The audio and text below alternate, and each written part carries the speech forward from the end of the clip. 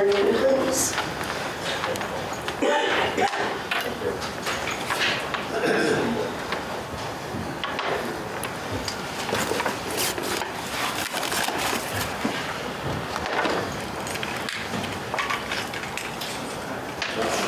Need some IT help up here. Thank you.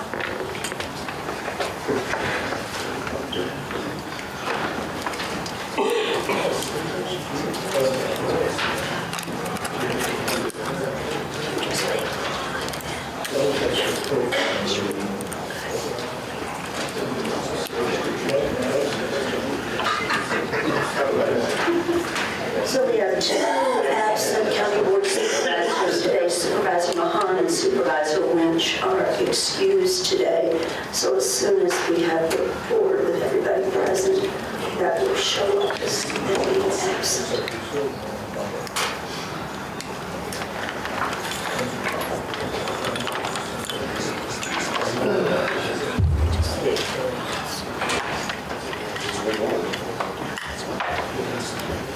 So while we're getting the IT glitches pressed out, I would like to appoint Supervisor Plemmel as the acting vice chair today, since I probably would like to pass the gavel off to speak to a couple of the things that have been happening today. So I talked to Corporation Counsel, and he said that was the appropriate thing to do, and then to ask the Board of Supervisors if that would be appropriate. So, yes, Supervisor. Make a motion to approve. Thank you. A motion by Supervisor Cummings, second by Supervisor Fisher, to appoint Supervisor Plemmel as acting vice chair for this meeting. So would you join me, Supervisor Plemmel, please? Oh, that's right. So all in favor of the motion signify by saying aye. Aye. Opposed, like sign, and hearing none, the motion passes. Thank you. So I'll call on County Clerk Trent Miner to bring the invocation. If you would stand and then remain standing for the pledge of allegiance, please.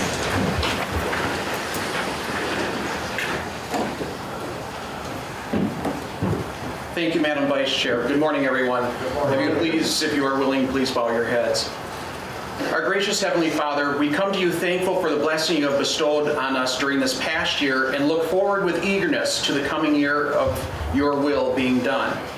We pray for your healing hand on Supervisor Lynch as he continues to convalesce. Be with him, his wife Judy, and his caregivers. Provide the comfort and healing to which only you are able to provide and to which you know best. We also are thankful for the family of Jamie Kloss for her return, and we ask for your divine providence as they move forward through the recovery through that process. Be with those that serve to protect us, our country, and our freedoms. Protect them and provide comfort to their families. Be with the county board today as they deliberate. May your guidance and influence be with them as they make decisions affecting those they serve. All of this we ask in your name. Amen. Amen. I pledge Allegiance to the flag of the United States of America and to the republic for which it stands, one nation, under God, indivisible, with liberty and justice for all.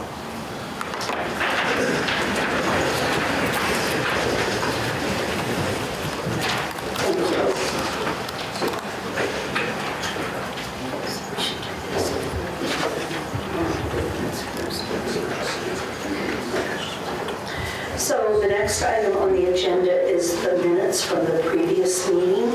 Entertain a motion to approve. Motion by Hamilton, second by Bry. Were there any additions, corrections, or edits that needed to be made to those minutes? Hearing none, all in favor of the motion signify by saying aye. Aye. Opposed, like sign. And hearing none, the motion passes. Excusals today, I already mentioned that it would be Mahan and Lynch. So they are excused today. We have one appointment to the ADRC CW Advisory Committee on the Logan Bauer. I'll entertain a motion to approve that appointment. Motion by Fisher, second by Lightman. Are there any questions about that appointment? Hearing none, all in favor of the appointment signify by saying aye. Aye. Opposed, like sign. And hearing none, the appointment is approved by the county board. There are no resignations. Supervisor Hokamp has asked to be excused at 10:45, so we will approve that without dissension, unless there's any question or comment. Okay, so we will move now to public comments. I will entertain any members of the public at this time who have comments. Introduce yourself, please, and I'll say we will time you with a 3-minute timer. Thank you. This is working. It is. Michelle Bornke, 11096 Mill Creek Drive in the town of Lincoln. And I'm also your campus executive for UW Stevens Point at Marshfield campus. And I wanted to jump in front of everyone with a little bit of positive updates of what's happening at the campus, quick. In order to update all the Board of Supervisors, but also our community and Wood County. So first, we've been asked several times, what is our return on investment for our campus in Marshfield? And I wanted to give everyone a couple of things that Jenny Rush, her Department of Economic and Community Development is now, hello, oh, there we go, is now housed at our campus as well. And they'll be doing a economic impact study, and they should have the results done by the end of this month. And when that comes out, we'll share that with you so that can be answered. The other thing is we're working on, as some of you have heard of Fab Lab grants.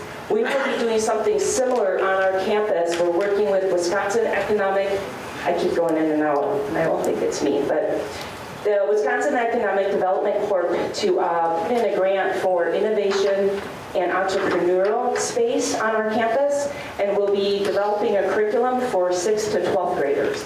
So that is to come. And then we just kicked off our MBA program. We need 30 people. It will start this fall. There will be a cohort on our campus, so anybody with the Master's of Business Administration, if you're interested in that, that will be at our campus as well. And then last, Figgies, as you heard on the news probably, I would assume, we will be having a job fair at the campus next Thursday from noon until 6 p.m. All businesses are invited. We're working with the chamber. It's more than just Figgies employees. Anybody can attend that. It's free. Whoops. Geez, I keep going up. You all heard that, right? Yep. The 24th, next Thursday, 12 to 6 p.m. We'll be doing that again on March 7th as well. And if you haven't already heard about it, contact the Chamber in Marshfield, and Karen Isaacson can sign you up for that. So that's what's going on right now. Thanks. Thank you. Thank you, Michelle. Are there any members of the public that would like to address the county board about any issues that are in the packet for the day? If so, please step to the mic. Thank you. My name is Tom Heiser, town of Grand Rapids, 30 years law enforcement experience. I'm here to speak against item number 5-2 that is found on page 139 of this packet. This comes from the Judicial Legislative Committee and deals with the April 2019 advisory referendum about permitting use of medical marijuana and legalizing recreational use of marijuana for people over the age of 21. In 1989, Wisconsin legislature passed subsection 4 of Wisconsin Statutes, Chapter 139. We've been there before. Thereby bringing Wisconsin in line with 12 other states that have passed taxes on controlled substances. In general, the 10 statutory sections that comprise this subchapter establish a system of taxation and punishment under which individuals are required to purchase tax stamps in proportion to the amount of controlled substance in their possession and to affix and display these stamps on the drugs. This is found to be unconstitutional. It is no longer a law in the state of Wisconsin. That was in 1989. 1999 is when it was found to be unconstitutional. 20 plus years ago. Before you jump on a bandwagon, because other counties and states are doing it, please take time to research what you're planning on doing by having serious discussions with all levels of law enforcement and EMS providers as they are on the front lines of this discussion. I have spoken to other law enforcement officers from the state of Wisconsin and local officers, and they agree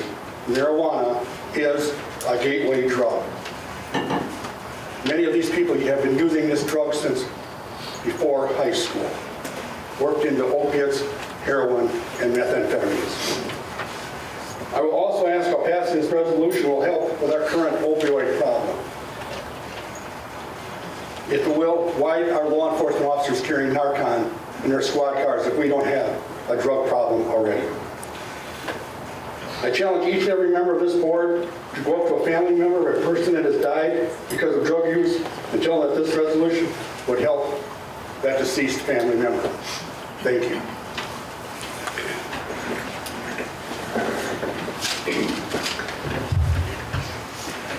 Hello, my name is Ashley Normington. I am here representing Healthy People Wood County and the Wood County Drug Task Force. I am also a Pittsville resident.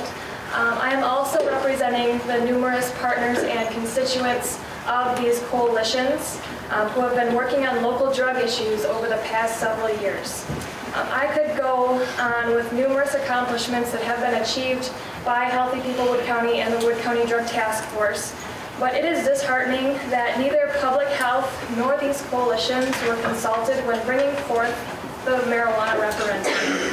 The push for legalization has been largely driven by decades-long lobbying by marijuana legislation advocates and for-profit cannabis companies. These groups have shrewdly recast marijuana as a medicine rather than an intoxicant in an effort to normalize use among college students and youth. And to speak to some points that have already been brought up, some have claimed that marijuana can help slow the opioid epidemic, although a study published in the American Journal of Psychiatry shows that cannabis use appears to increase the risk of developing an opioid use disorder. Less than a year ago, it was requested of these local coalitions to put work into preventing and reducing the impact of opioids. As Wood County was one of several Wisconsin counties filing lawsuits against the pharmaceutical companies for fraudulently marketing opioids, which has resulted in an epidemic. It feels counterproductive to see County Board make a decision without getting input from those of us who have been working so hard to address these issues in our communities. We have seen the influence of marijuana normalization right here in Wood County. In 2017, nearly 50% of Wood County high school youth reported they feel there is only slight risk or no risk in using marijuana once or twice a week. An important fact to point out is that your typical recreational and medical marijuana available at dispensaries in states where marijuana has been legalized vary substantially in their THC and CBD levels, but on average contain up to 10 times the dose of THC used in clinical trials, which may actually result in the worsening of symptoms over time. This is not the same marijuana that contain less than 5% THC from the 60s, 70s, and 80s. There are now some plants that contain up to 30% THC. To put that into perspective, that is like comparing a beer to a martini. I also want to point out that in 2016, the state of Wisconsin published... Sorry, the time is exhausted. Thank you for your time. Thank you.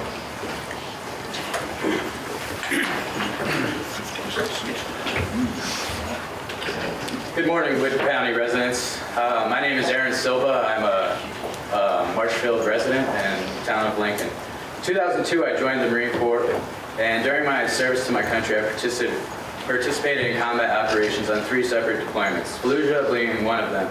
I witnessed many horrible things during my deployments to Iraq. I was honorably discharged as a sergeant. I am 100% permanently and totally disabled due to my service in Iraq and my injuries that I sustained during deployments. I returned home and was overwhelmingly handed a cocktail of pills to treat my post-traumatic stress disorder. At one time, I was on 12 medications a day. Many of the medicines I was on and am still prescribed are for off-label uses. For example, my anxiety medication is actually an anti-seizure pill, clonazepam, and is a benzodiazepine, which is a controlled substance and class 2 drug. It is used to calm people down. It is a tranquilizer.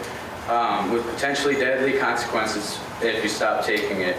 Most of the pills have worse side effects than the condition itself.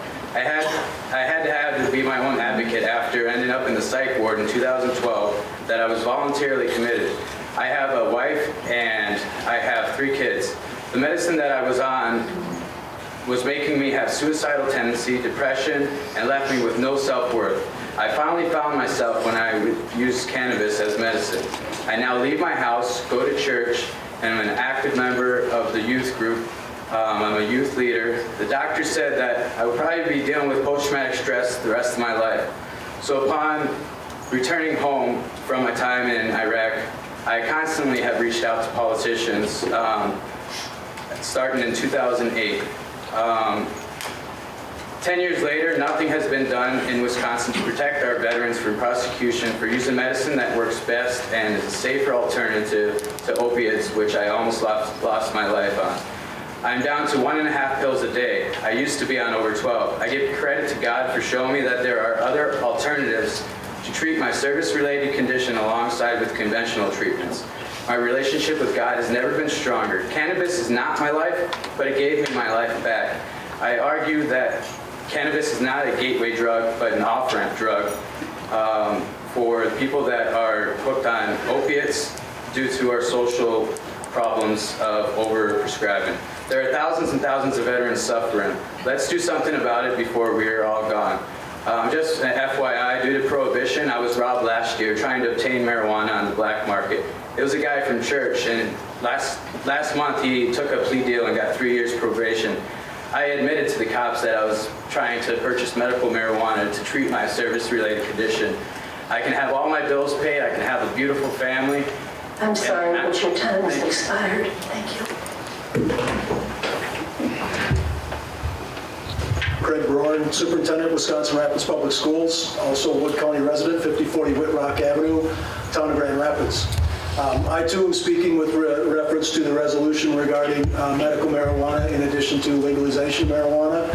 And on behalf of the school district, we have some concerns. And my overall recommendation to the board would be to provide, both of these topics with a little bit more study with reference to their intended consequence, and whether or not, for example, legalization is probably the biggest question mark in my mind. Does that have the intended consequence of making it more difficult for our school-age kids to have access to less so or no change? I don't know that we have that answer. I know that we can find that answer. Secondly, with reference to medical marijuana, personally, I would have no issue with that resolution being asked or solicited for opinions. I can see the benefit, and I thank this gentleman for his service to our country and understand that it does work in some cases for individuals. But there, too, I cite additional research as necessary, simply based on the fact that the resolution is silent as to whether or not there would be an age limitation with reference to who can receive said prescriptions. As a school district, we cannot be in a position where students come to school under the influence of a legally prescribed or not legally prescribed substance and have no recourse for modifying their behavior or taking disciplinary action against a student for poor choices. So therefore, that too I cite even with the medical marijuana resolution, which I think in some form I would support that question being asked with more research and more definitive information with reference to specifically what we're looking for. So once again, I would ask the board to consider passing this along for additional study and information prior to moving forward with a resolution, even a non-binding one, to voters. Thank you.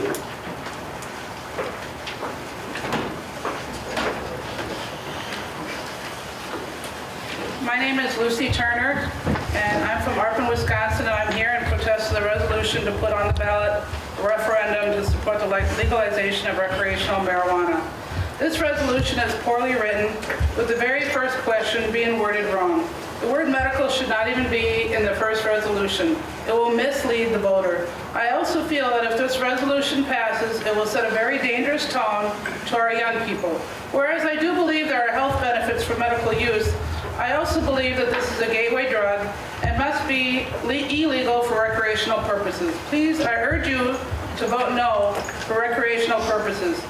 I know there are a few retired educators and people who work with our young people and in the schools and on this board, and I ask you to do what is right and vote no. Thank you for your time.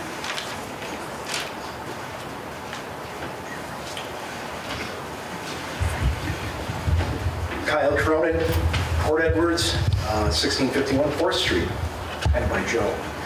Also representing Port Edwards School District as the district administrator. And I'm not going to rehash what Mr. Barnes said on behalf of Wisconsin Rapids Public Schools, but I would just like to just add a comment on a phone call I received one day regarding, and this is, I'm speaking on behalf of the resolution for the referendum on the recreational marijuana. The phone call was very simple. It was a parent. And they asked me basically how to get out of jail. My superintendent training did not teach me to help a parent with a drug problem get out of jail. Our teachers aren't trained for that. So I want you to really think carefully about the unintended consequences that the path of legalized recreational marijuana leads us down. How about a sixth grader who brings marijuana to school, or seventh grader? I've been in this business for over 20 years, and unfortunately, let's say it this way, I've busted those kids. And I can say that just leads down a bad path. And occasionally, we get kids who make good choices. But oftentimes, it might be that kid who we busted, whose parent had just called me. I took that call in the Port Edwards School District. Please reconsider, or please consider voting no, I should say, on that portion of that resolution. With regard to medical marijuana, there may be validity there. But at least in terms of the recreational, I don't think that's a path that we can go down. Thank you.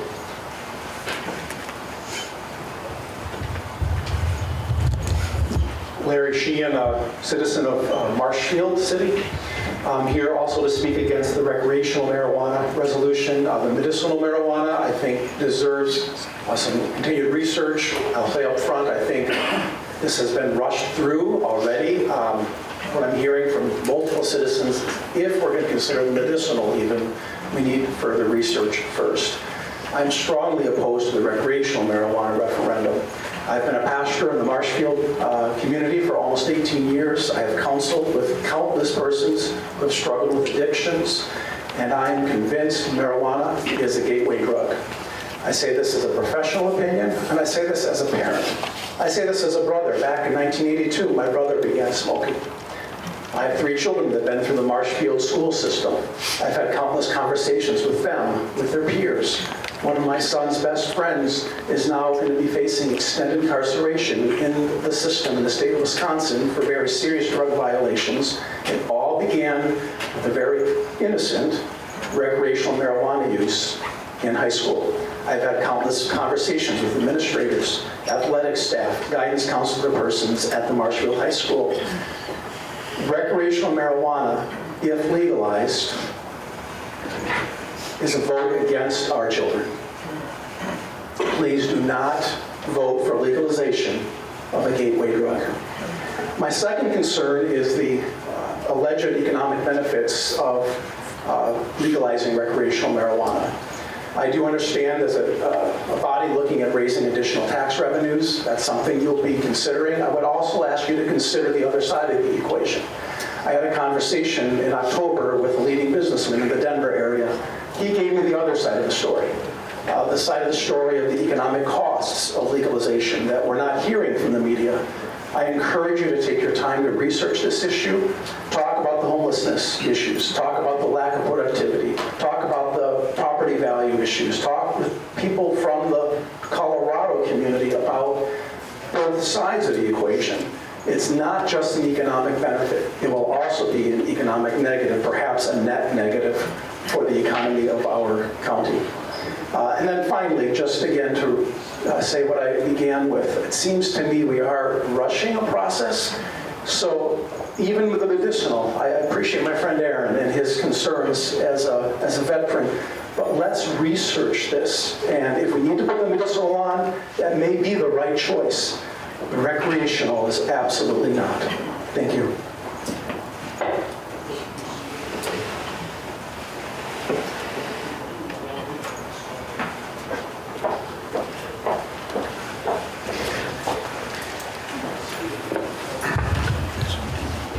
Thank you, Madam Chair. Mary Ann Lippert, resident of the town of Wood.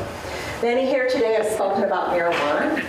I, however, would like to speak about the role of county government, process, and collegial integrity. Here in Wisconsin, many would say that the role of county government is to implement state-mandated services on a local level. These include basic services like public service, highway infrastructure, caring for and protecting vulnerable populations, land use and environmental consideration, and assuring a timely and fair judicial system.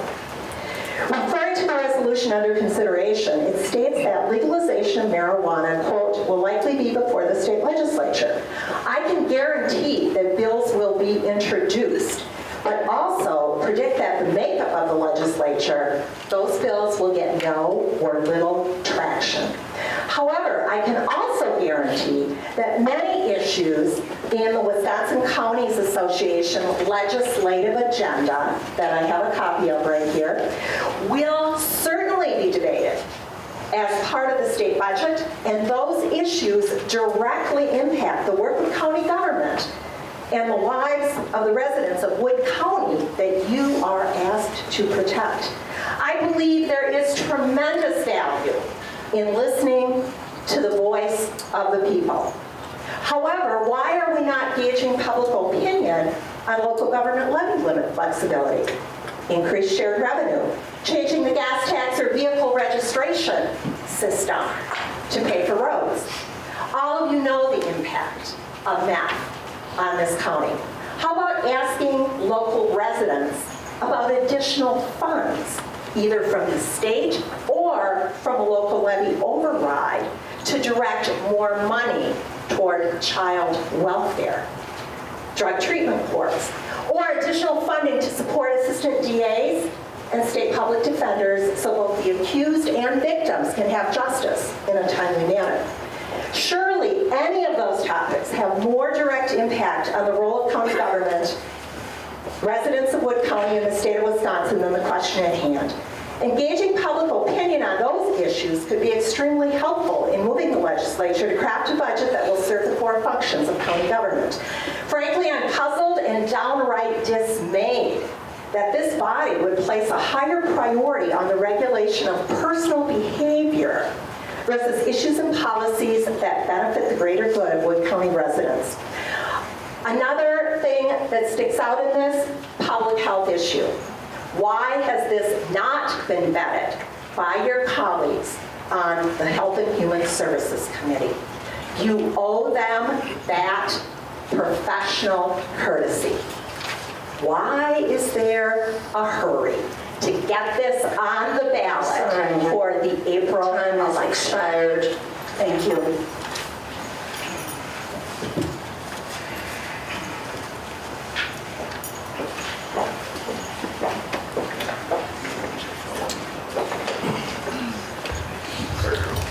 My name is Gus Mancuso, resident of Wood County.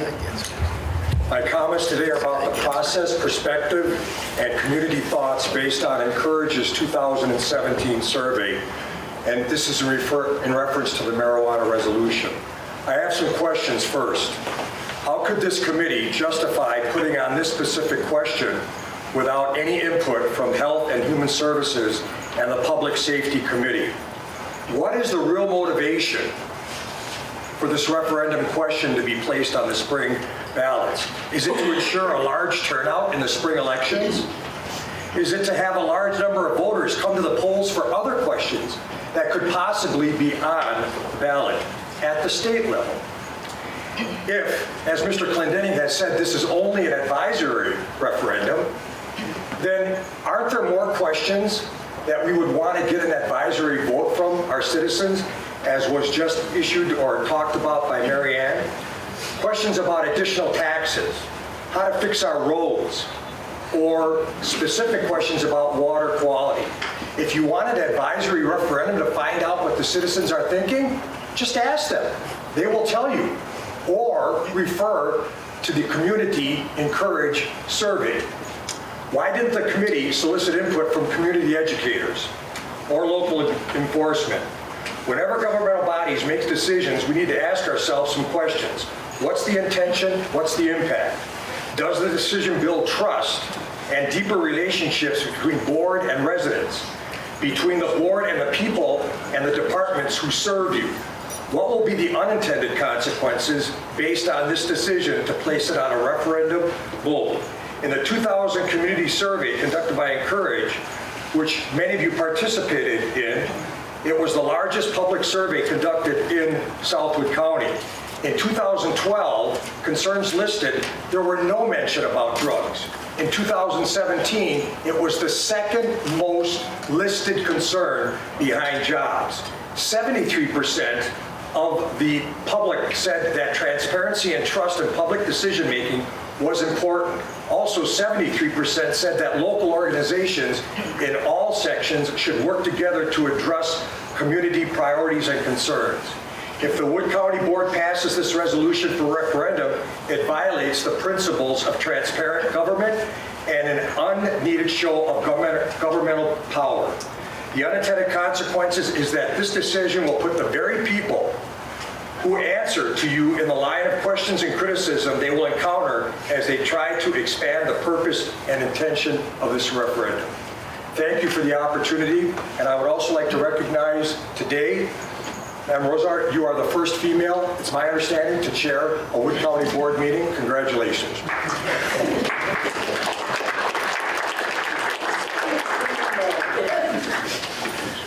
Good morning, I'm Stu Comferman, Director of the Wood County Health Department. I would like to mention a few things about what's happened in Colorado since marijuana was legalized there. I sent you all a link to a video yesterday, but I'm sure some of you did not get a chance to look at that. Marijuana-related traffic deaths increased 151% in Colorado since they legalized recreational marijuana. Marijuana use among Colorado youth ages 12 and older is 85% higher than the national average. Colorado Springs has seen a significant increase in homicides related to marijuana. Violent crime has increased almost 20%. Alcohol affects the liver, marijuana affects the brain. On average, we see a 68-point drop in IQ scores among those who use marijuana, and that never returns to normal. A lot of revenue in Colorado is being used to open up rehab and treatment facilities, so it's a vicious cycle that really benefits no one but marijuana manufacturers, but it hurts many people. Colorado has a term for people who come there specifically to smoke marijuana or use marijuana, and they go directly to social services to sign up for all the benefits that they're eligible for. They call them marijuana immigrants, and it's costing Colorado a lot of money. It's not my term, by the way. The black market is thriving in Colorado. There's a significant increase in sex trafficking, and it is affecting the kids tremendously. And as far as timing goes, I just want to mention I was at a panel in Madison last week. There were two legislators there, a Republican and a Democrat, and the moderator at the end asked them, do you see marijuana legislation passing in Wisconsin in the next 4 years? And they both said no. So I don't understand the rush. Thank you.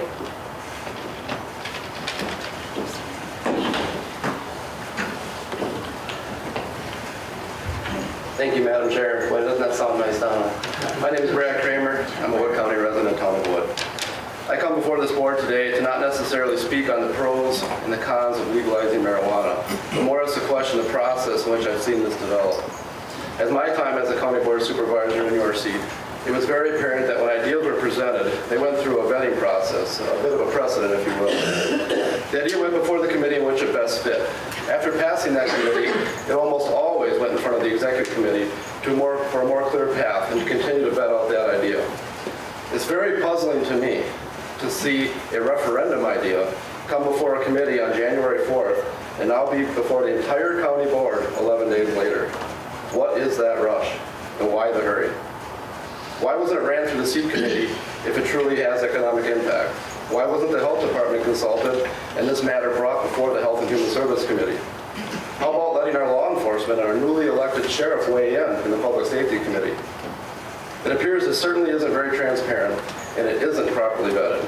It isn't consistent with our health department philosophy, our own employee wellness program, and other health organization initiatives in our community, as you've heard here today. When I was a supervisor, I always promised myself to check my ego and my political bias at the door when I walked into this very room. I told myself that I'm here to make decisions that will help make our community stronger, to improve people's lives, and to help our youth continue to flourish. I ask you all sitting here today, how does this resolution accomplish that? How do we message this to our kids? How does this make our lives better and our community safer? I know if you ask yourself all these questions, it should become clear what the answer is. I ask you to vet this further and send this back to committee from the floor today. Be transparent and accountable and do your elected job to be a good local governing body, because this clearly is not good government. Thank you.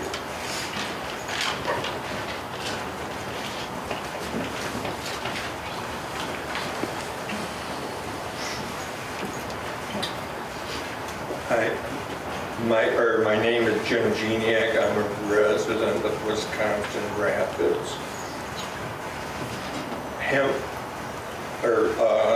Marijuana is an addictive drug. It is so bad that it leads to other drugs. Why do you think that police and fire use Narcan and carry it in all their vehicles? Look at the amount of arrests for DUI. That doesn't necessarily mean alcohol. No recreational drugs.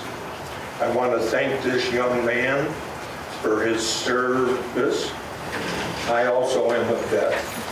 I want to empathize with you, not sympathize, but empathize, because I had the same thing. The state Supreme Court has ruled that legalization is invalid to the Constitution of Wisconsin. Young people are getting stoned. They can't live without it, can't reason correctly, can't function, and deterrent to development into adults. 77% of military recruits are ruled ineligible to join the armed forces. Drugs, reasoning, and skills attribute to that, and that's all because of drugs. If you really want to do something, criminalize the first offense of drunk driving. What is the additional cost of going to legalize this, whether it's medical or recreation, to the county? I urge you to defeat this resolution item 5-2. There is no other way to say it. Marijuana is a drug. Why this committee was so hidden, no transparency, not listening to the experts in the field is beyond me. Listen to your public health people and the rest of the speakers here. Thank you.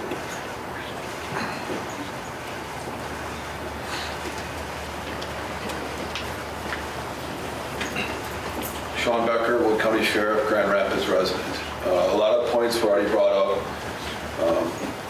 Thank you for your service. None of us are going to argue that there's some medical reasons to have marijuana. We all are in agreement with that. What we're against is recreational use of marijuana. Through my career and the gentleman behind me, their careers, they've seen it. It is a gateway drug, and it's here in Wood County. I've seen it, they've seen it. Talk to people that are on drug court. All right, they'll tell you where they started their use of drugs, marijuana. I really wish that we had the opportunity to sit down and have representative law enforcement talk to the committee, see where we're coming from. That would have been very important for all of us to be at the table. Thank you.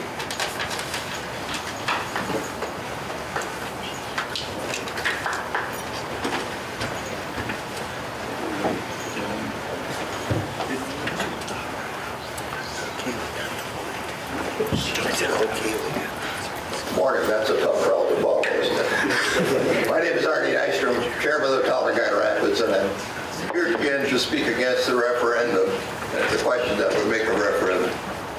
Two things that come to mind from looking at the Colorado study. The rate of emergency health department visits related to marijuana has increased 52% in Colorado from 2012 to 2016. Percentage of marijuana users that admitted driving high within the last year is 69%. Do we want that in Wisconsin? Please vote against it. Thank you.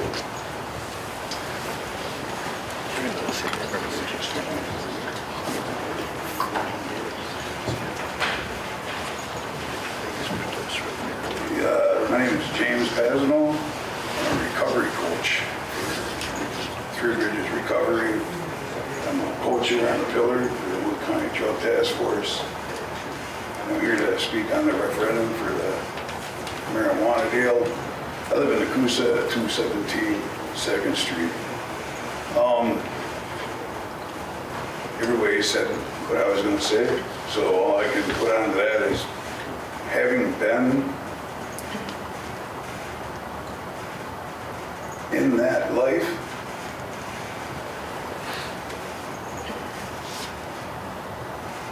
sorry about that. You gotta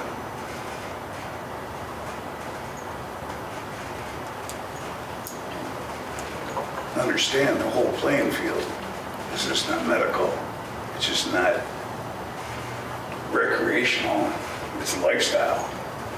And once it starts, you can't just shut it off. I appreciate your service, I really do. If it helps you, man, cool. But for most people who try to take stuff or anything to help them, with pain or whatever, that somebody says it's going to help, it usually ends bad. I mentor several people that are on the drug court. I'm on call for overdose to the 82 program at Aspirus. I mentor kids out of river cities. You know, and every one of them, everyone I've talked to, there ain't one person who hasn't started off with marijuana. Be it a parent, uncle, family member, friend, cousin, whatever, it always starts somewhere. Now, I'm very passionate about recovery. You gotta be. People are dying. It's not fake. It's not here, because it is. You know? And I just, when I seen this email from Wood County Drug Task Force, I was like, wow. You know, I can't even believe that it's being written down. You know, and even thought about it with problems. Because with just the use, and then you make it legal, then you got all these different strains that are so potent, a 12-year-old kid could kill himself in a couple hits. That's how impactful it is. And I've had it in my past. I did 10 years in prison for my addiction and my problems. But to introduce something that would even consider starting a grandkid, kid, friend, neighbor, kid, on something that could lead down a path of destruction, it just don't even seem right. So with that, that's all I got. Thanks.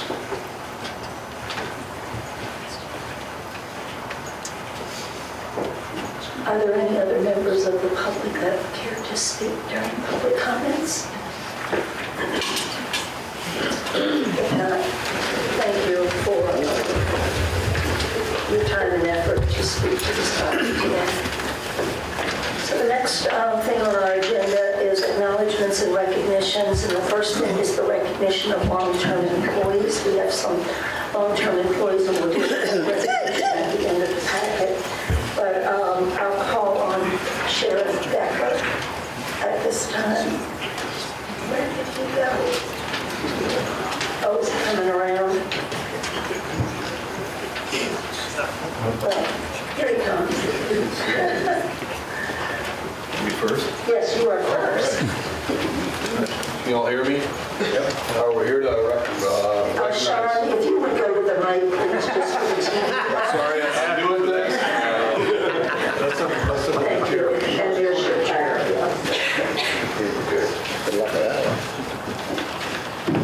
Is this better? Much better. Okay. All right, we're here to recognize Tony Kukla. He's been with the Sheriff's Department for 25 years. He started off as a corrections and a dispatch officer. He now helps oversee our transport division. Tony's responsible for setting up transports all throughout Wisconsin and even beyond. He's done an outstanding job being fiscally responsible and working with other staff here at the Sheriff's Department, along with other county agencies, county sheriff's departments, and the state prison system. He's done an outstanding job, and we're very proud to have him here at the Sheriff's Department. Tony, congratulations. Thank you. Thanks for being part of the team.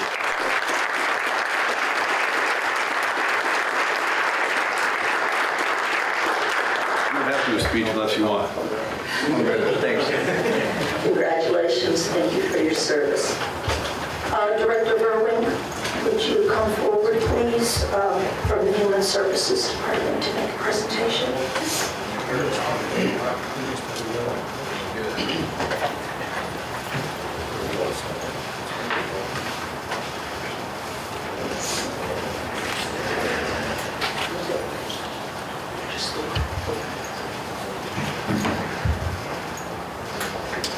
All right, I'm here to recognize Doreen Lang.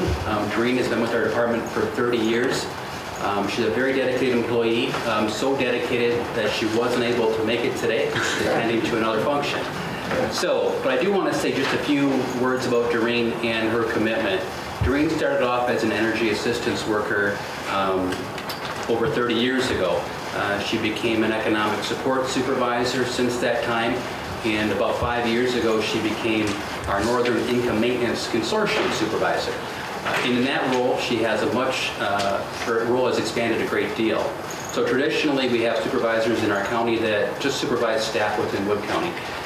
Because of a state law change that happened in 2011, in 2012, Doreen became our Northern Income Maintenance Consortium manager, which means that she oversees economic assistance programs for 12 counties in the state of Wisconsin. So we are in what we call the Northern Income Maintenance Consortium. So she supervises staff from Wood County all the way up to Iron County, over to Bayfield County, and along that middle corridor. So we have grown a great deal since that time. Doreen has helped us integrate a great deal of efficiencies and has helped us launch a call center which answers phone calls from folks that are receiving food share, badger care, and child care assistance benefits in those 12 counties. So Doreen is exactly what you're looking for in an employee. She's very dedicated, and her number one concern is making sure that she's able to provide the best service possible to residents of not only Wood County, but the 11 additional counties that she provides service to. So I will present this to Doreen next time I'm able to catch up with her, but I greatly appreciate her commitment and look forward to continuing to work with her.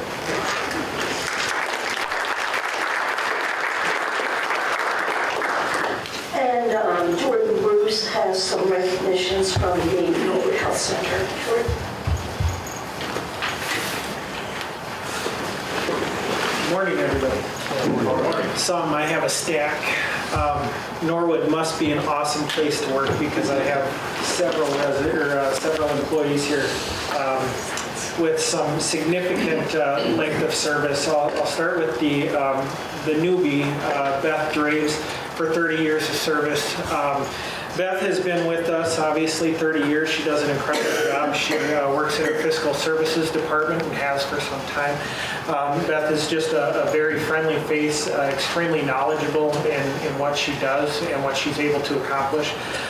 Things have changed a lot over the last 30 years since Beth has been with us. In the short time that I've worked with Beth, I know we've gone through a number of changes at Norwood, specifically with regards to Beth and what she does on a daily basis. We put a lot on her plate since we have transitioned with the Marshfield Clinic providers, and now we have our own providers, which brings in a number of different responsibilities for Beth and the other individuals in the fiscal department. So she is busy trying to bill out services for us so we can collect revenue. And so she's unable to make it today, but I will certainly present this to her at our facility, and I know she sincerely appreciates that. So thank you to Beth Draves for her years of service to our facility. The next one that I have here is Scott Hart. Scott has been with us for 35 years. These next 3 employees have actually been here for 35 years. So Scott has been with us in our kitchen. For those of you that, I speak a lot about our kitchen. I love our food there. If you guys have been there, it's phenomenal. They do a great job there, and we couldn't do it without the staff and the leadership that we have in that kitchen department. Significant amount of years of service between our kitchen. Scott Hart, like I mentioned, 35 years. The next individual, Heidi Kornfeld, 35 years as well. So I think they came in, I'm not sure on the dates, but I know they were about 3 months, I believe, apart from when they were both hired, and they're still there today. So that's pretty incredible to have 70 years of service just between those 2 staff members, and they still come to work every day with a smile on their face and are great at what they do. So thank you to those 2 individuals. Lastly, Deb Ackman, Vanderweist. Deb Ackman has been with us for 35 years. Unfortunately, she can't be with us today. She's at home with some personal issues with her family, so unfortunately she can't be here today. But Deb is one of those go-to individuals. Deb has been with us as well for 35 years. She's currently in our payroll and scheduling department, and so as you can imagine, with the number of staff that we have in our facility, well over 80 staff, Deb is responsible to ensure all of those individuals get to work on time, are staffed in the right spot, and also that they get paid correctly. And so she's got a lot of important duties, and Deb started with us 35 years ago, I believe, in the role as a CNA, mental health tech, and she still has that certification today, but she's been with us in this scheduling and payroll position for several years now. So to these employees, certainly appreciate the years of service. What is that, 135 years between the 4 individuals here, so that's pretty incredible. So if any of you want to start a long career with Norwood, certainly get a hold of me and we'll hook you up. But I can't say enough good things about these individuals, and appreciate all their service, as I appreciate the years of service for all of our employees, but these are particularly special. Thank you for this, and I will make sure to give them the proper recognition that they deserve. So thank you.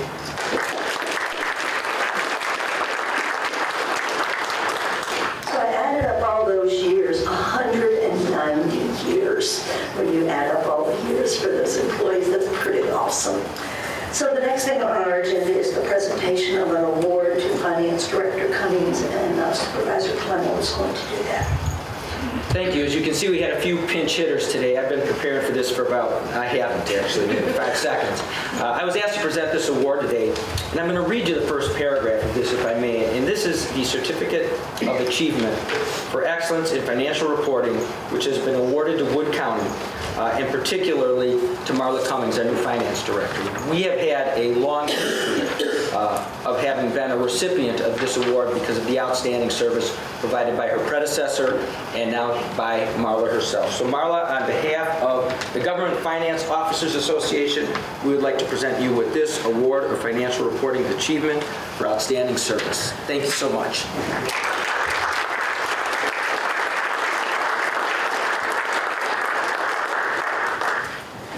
So with all of those things, that brings us to the packet. I will point out the referrals that were in there. They've been referred to the appropriate committees and individuals. And then, if I have no objection from this body, I think we'll bring the resolution on the referendums that's on page 139 to the forefront without objection. So hearing no objection, let's go to page 139. And on page 139, we will find the resolution that we've had a lot of public comment about today, and I'll ask the clerk to read that resolution. This will be Resolution 19-1-1 to authorize 2 advisory referendum questions on the April 2nd, 2019 ballot to measure public opinion in Wood County as to permitting the use of medical marijuana as well as to legalize its use for adults 21 and over. Fiscal note, the estimated cost to add this referendum to the ballot is less than $1,000, which will cover printing, programming, and other election-related activities. Is there a motion? Motion by Clendenning, seconded by Vorai, to approve this resolution. We will now open the floor up for discussion.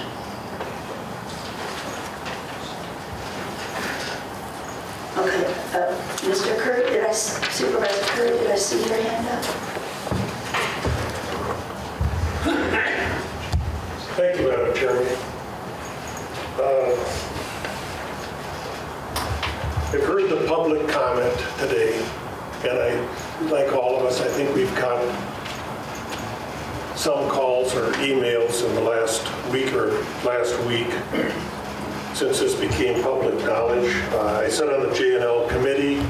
I think it's appropriate that there's further study on this motion or resolution. I think it should at least go back to Health and Human Services, but also Public Safety, and I'd so move. So we have a motion on the floor to refer this resolution to the Health and Human Services Committee and the Public Safety Committee. Is there a second? Supervisor Fisher is seconding that motion. Yeah, that's a debatable motion, is it not? It is a debatable motion. Thank you. Mr. Clinton, Supervisor Clinton. Thank you, Madam Chairman. This is a tactic to delay this because January 23rd is the last day that you can have this ready for a referendum vote. It has to be 70 days prior to the spring election. If I'm wrong on those figures, somebody tell me. And I know I'm pretty close because, go ahead. If I may, Madam Chairperson, January 22nd, that meets the state requirements, so the 70 days, it has to be certified to me. Yes. And I need to certify. Okay. Okay, so there has to be more study on it and all these things, but I'm only going to speak to the motion that's before us, and that is on the tabling of it. To table this now, you have to have a county board approval to put it on a referendum vote. It can't be the health committee put it on there. It can't be the judicial legislative. It has to be the county board has to put this on. So we would have to call a special meeting of the county board then to discuss what they came up with. Because the next time there's a scheduled vote for a referendum would be in 2020 in that spring election. There's none in November. So somebody says, well, I see there's school district referendums and things like that. I believe some of those have been moved. Now they have to be at the time when there's a regular election. But if we would hold a referendum vote just for the county, it would be quite costly. I think there's ways to instead of delaying this for more study, that's all I hear from this board is we need more study, we need more study. We had very few people as our legislative committee meeting. Therefore, I'm voting against the amendment to table this. Thank you. Madam Chair, if I may just, I guess I am the parliamentarian. The motion actually is to refer to committee, which is at this point, a subsidiary motion that is higher ranked than the other motion. So that's where you are in discussion. So it's not actually an amendment to an original motion. Supervisor Fisher? Thank you, Madam Chair. I'm very much in favor of sending this back to committee. I believe that we need to be fully transparent in all forms of government.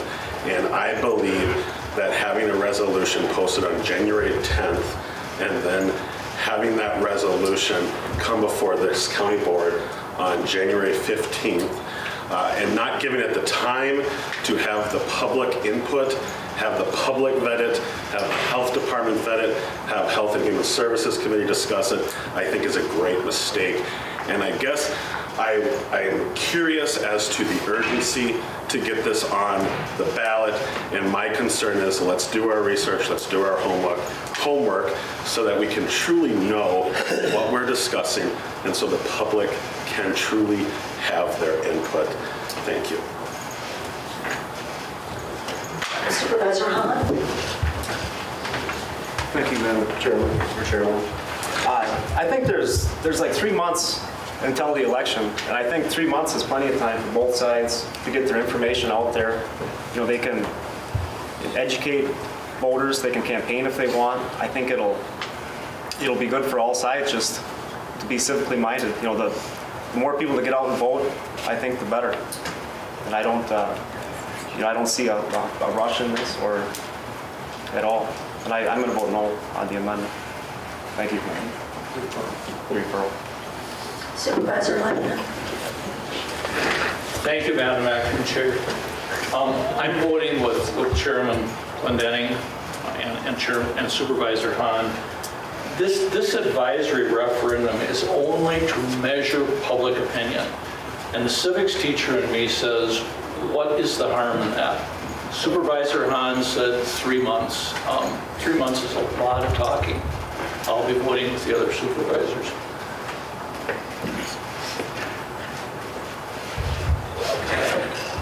I am board's permission going to hand over the gavel to the vice chair because I have an opinion.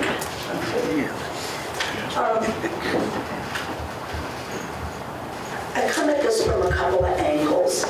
I come at this as a nurse. I come at this as chair of the Health and Human Services Committee. When my husband was dying in the early 90s, we actually took medical marijuana for his loss of appetite and trying to stimulate his appetite. And it was an interesting experience. I remember flushing that Marinol down the toilet after he died because we didn't need it anymore. And so we have used that. As a nurse, I kind of see this as the third prong of the alcohol and tobacco issue. And sometimes third time's not the charm, okay? That's a whole education thing about the dangers of marijuana. I understand the tax revenue that comes, and I know that I'm getting off the intent of referring it to the public safety, but I think that's part of the education that needs to take place. I'm never opposed to getting people's opinions, but sometimes when you just throw a referendum out there, especially one that I agree is not as well written, because I think the medical use of marijuana is a totally different subject than legalizing marijuana for recreational use. But there's got to be some way that we get education out there about what people are really voting on. And I think vetting it at the Public Safety Committee and the Health and Human Services Committee give people opportunities. We both have public comment sections on our agendas, and it will allow people to come forward. This battle really is being fought in Madison. And so we have legislators that we see all the time. We don't need a non-binding advisory referendum on our ballot in order to talk to our legislators about our opinions about this. So I don't really see the benefit of this going immediately to an April ballot. I think getting more information out there and not just throwing it out is the best way to approach this. So I will be voting in favor of this going to committee. And we are currently discussing the motion to refer. Additional discussion? Supervisor, nobody else first time around? All right, we'll start on the second there. Supervisor Fisher. Thank you.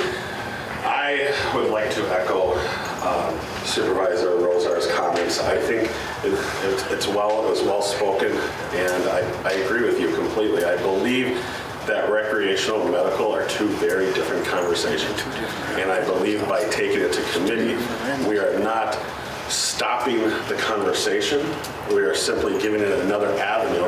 And in my opinion, an avenue that is more transparent than the process that I've seen. When a resolution, when a concept is approved on a meeting on, I believe, January 4th, the resolution is not seen publicly until January 10th, and then there is a meeting of the county board Tuesday, January 15th. I'm sorry, I have a problem with that. I will be voting no. Supervisor Clendenin, the reserve. Thank you, Mr. Chairman. You know, I don't want to get emotional on this. I tell you what, I don't want to see marijuana for recreational use at all. I have a son 51 years old. We dealt with drugs, busted up our family, the whole thing on this. I was in the service in the 60s when marijuana was prevalent. I was aboard ship all the time. I never had shore duty. I am proud of the people that sat here and talked about this. If there was a vote taken today and you could check the box and we would tell our legislators, no, we don't want it for recreational use, medical use, use your best judgment. I think that's what's going forward here. This is a great turnout. And this is what we could have in 3 months from now when we have our general election. And, you know, and since my name was mentioned in some of these things, I'm going to tell you that people that I got the call from, most of it was about me and how I am on this county board, rushing things through and doing things secretly. And my name was mentioned even in the presentation here about Mr. Clendenin and his ways of doing things. That's not what this is all about, Bill Clinton. I'm not the one that brought this to the Judicial Legislative Committee. I put it on the agenda, and I voted against it. And I voted against it coming to this county board because I wanted to see what the resolution was going to say and how it was going to say. And I've heard from plenty of these people to say if that resolution would have had medical marijuana on top and then we go down to recreational, that way there people wouldn't go to the polls. I think this should go through. When are you going to vote on it again? When do we tell our legislators in Wood County? One person said, this is not the right thing to do for the county board. We don't do these things on the county board. We should be talking about roads and stuff like that. I tell you what, we should be talking about this stuff, about having recreational marijuana, and it's being talked about. So please, don't put this off one day late. Supervisor Zerflu, then Supervisor Holbrook. Thank you, Mr. Acting Vice Chair. I've been rehearsing that the whole meeting. I'm opposed to 5-2, but that's not why I rise. I don't want to, but I will vote yes on sending it back to a committee or to another committee. I just rise because Supervisor Fisher was at the same meeting I was on January 4th. I spoke at the meeting with the chairman's permission and Adam did not. Excuse me, that was improper. Supervisor Fisher did not speak. So for him to rise now, it borders to be on chastisement of Supervisor Clendenin. And then the comments that were made to Supervisor Clendenin, this personal thing, anything Bill just said now, I totally agree with. God knows that Bill and I have had our differences over the years. But when the man does something, I have yet to have the feeling that he's doing it for Mr. Bill Clendenin. Supervisor Clendenin represents the people of his district and of Wood County, and never once have I ever had the feeling that he's in this for himself. So that's what I want to say. You know how I'm going to vote on both these issues, but I think Bill was thrown under the bus. Thank you. Supervisor Holbrook. Thank you, Mr. Chairman, for the opportunity to speak. There are states in this nation where democracy in its purest form exists. Issues like this come up before townships, and they're sprung on the public that attend, and the issues are voted on. I don't see that the resolution before us is anything more than that. It may have been introduced January 4th and forwarded to the county board, But it's up to us to make a decision on whether or not we want this referendum to go forward. To send it back to committee is just kind of short-circuiting the process.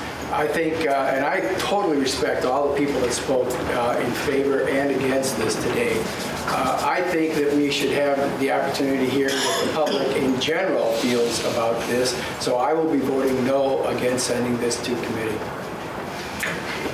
Any further discussion? We're still discussing the referral to committee, the motion to refer to committee. Is there any further discussion? Supervisor Zaleski. Thank you, Mr. Vice Chair. So I wanted to thank all of you for coming here to talk today. It's very meaningful that you come here to talk, let your opinions known, and involve yourself in the democratic and the government process as it is. I've received dozens of communications in just the past week. Sounded very identical, very much just like what I heard here today. Mr. Madam Chairman, just for a point of view, he must be addressing the chair. Wanted to thank the people that were here. Thank you. And with those being identical discussions to what I've heard just in the past week, I think there are likely dozens more of people that will come to me and express further opinion. And because of that, I want to engage them and let their opinions come to me, let their facts come to me. And I think that by having that time, by sending this to an appropriate committee, would give others in my district time to let me know how they feel. Thank you. Any further discussion on the motion to refer to committee? Supervisor Hahn. Thank you, Mr. Chairman. I'd just like to say it's really hard to quantify, public opinion by phone calls or emails. I think the best way to do it is to have a vote. I don't see the harm, in allowing people to have their voices heard. And I'm going to vote no. Thank you. Further discussion? Further discussion?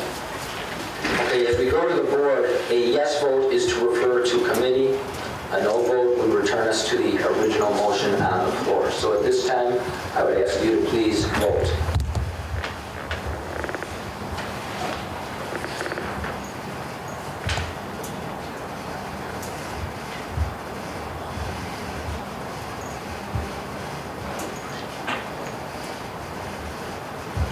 That resolution failed. 8 yes, 9 no. So we're back to the original motion. The original motion, would you like to reread that, please? This will be Resolution 19-1-1 to authorize 2 advisory referendum questions on the April 2nd, 2019 ballot to measure public opinion in Wood County as to permitting the use of medical marijuana as well as to legalize its use for adults 21 and over. Fiscal note, the estimated cost to add this referendum to the ballot is less than $1,000, which will cover printing, programming, and other election-related activities. Okay, we're back to the original resolution as presented on the floor. Discussion. Discussion on the resolution. Supervisor Clendenning. Thank you, Mr. Chairman. I'm not smart enough to do this myself, so one of the things, I would like to see it amended to read properly so the people that I think it's right, but I've been told here that it's wrong. It's going to lead people to voters. So if it's to move those around, and I'm asking the county clerk, can those be moved around? I know you had something to say in this, how it had to be. Could they just be different on the ballot, or could somebody here come up with an amendment to say, yes, we want marijuana for medical use only, or yes or no? Can something like that be done? I just don't know how to do it. But I think it should be revised to be satisfactory to this board. And I don't know the answer to that either, and I would probably refer to Mr. Castanels, who's sitting back there probably hoping I didn't see him. Some kind of guy back there. I know we have a resolution on the floor, and I don't think we can just vaguely go a different direction, but Peter? The one that doesn't work well, right? What did you say? Sorry about the levity. So anyway, yes, you can modify the resolution at this point in time. I would if the concern was that you wanted the medical marijuana issue first, as one of the speakers indicated that she didn't have trust in the public necessarily to get through and vote on all this, you might want to reverse the order of it. That's not problematic. You can also change the language within the referendum questions if you want. I'm a bit defensive with regards to that because I'm the one who worded it, and so I have a harder time seeing the shortfalls with respect to it than others might. So if it isn't clear to you, then you probably ought to be encouraging and voting to amend it. If you think it's clear, then maybe just reversing the order would be sufficient. And I think that was my point. We need some clarity and the wording that would be adopted as the amendment. I'm going to go to Supervisor. I think Holbrook had his hand up first and then Hamilton. Thank you, Mr. Chairman. I would move to amend the resolution to state in the first item listed, should marijuana be legal for adults 21 years of age and older for recreational use, which will be taxed and regulated like alcohol. And I additionally move that the medical marijuana question be listed first on the ballot and the recreational use second. That separates the two from each other and I think places the medical issue before the public first. And you've offered that as an amendment. Is there a second to that amendment? Supervisor Lightman? Seconds the amendment. All right, discussion. No wonder you gave me the gavel. A little practice, I can be good at this. Discussion on the amendment. That's fine. Discussion. Mr. Chairman, I just want to clarify because I want to make sure I'm running it down. Supervisor Holbrook, your intention is that the second question in the resolution is to be question number 1 on the ballot. That is correct? Yeah, the medical marijuana should be number 1 on the That's ballot. number 1. Okay, then on to the wording. I just want to make sure I have the wording down because you talk really fast and I don't necessarily write that fast. So I'm going to read what I have and you tell me if that is correct, if that's what your motion. Should marijuana be legal for adults 21 years of age and older for recreational use to be taxed and regulated like alcohol? Correct. That is correct. Okay, thank you. All right, and you were good with that second to that? That was your understanding too, Mr. Lightman? Yes. Okay. Discussion on the amendment. Supervisor Lightman. Listening to the 15 people who spoke this morning, both in the judicial and legislative meeting before this county board meeting, and who spoke to the county board, I think there was a lot of that intent in what they said, and that was my reason for this item. Okay, further discussion on the amendment. On the amendment. All right, seeing no further discussion, trying to have the board ready. Then we are voting on the amendment to the resolution, which basically changes the order of questions. Please vote.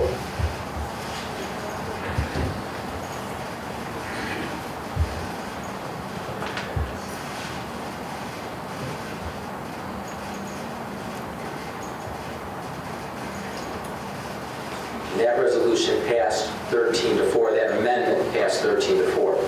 So now we are back to the original motion as amended, which changed the order. So we are finally back to where we started with an amendment. So the motion as amended is on the floor for discussion. Discussion on the motion as amended. Supervisor Hahn. Thank you, Mr. Chair. I just want to reiterate that we're not voting today on whether or not we're endorsing legalized marijuana. We're just voting to give the citizens of the county, a little voice in how they're governed. And, as we said before, there's 3 months until the election. That's a perfect opportunity for the health department or the sheriff's department or whoever, to get their information out there, educate the public, campaign if they want. It's just get out there and get people to vote if you want, your side. Thank you. Further discussion on the resolution as amended. Supervisor Clendon.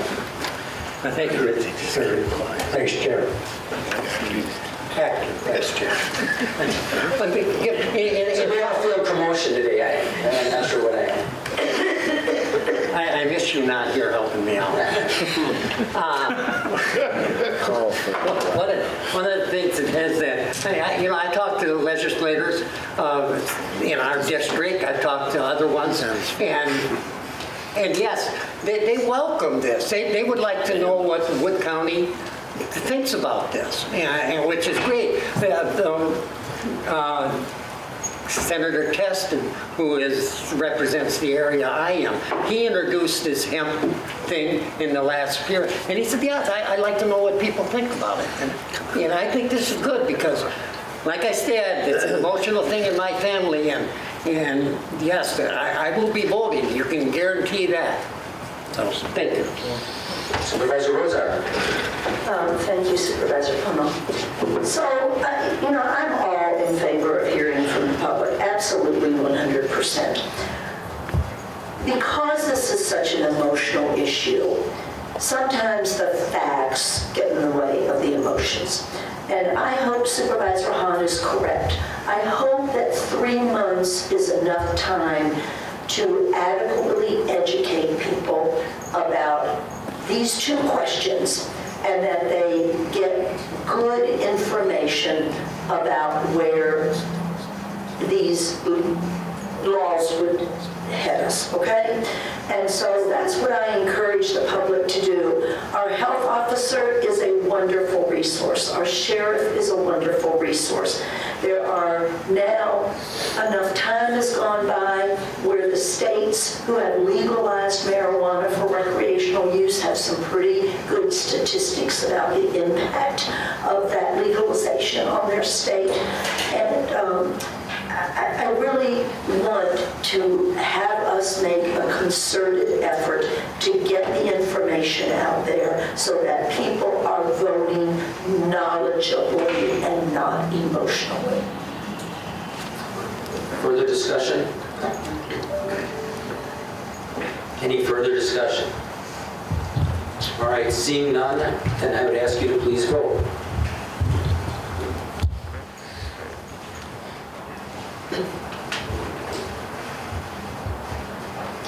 That resolution passed 10-7, 10-7. Thank you for your participation, and I will return to this gavel.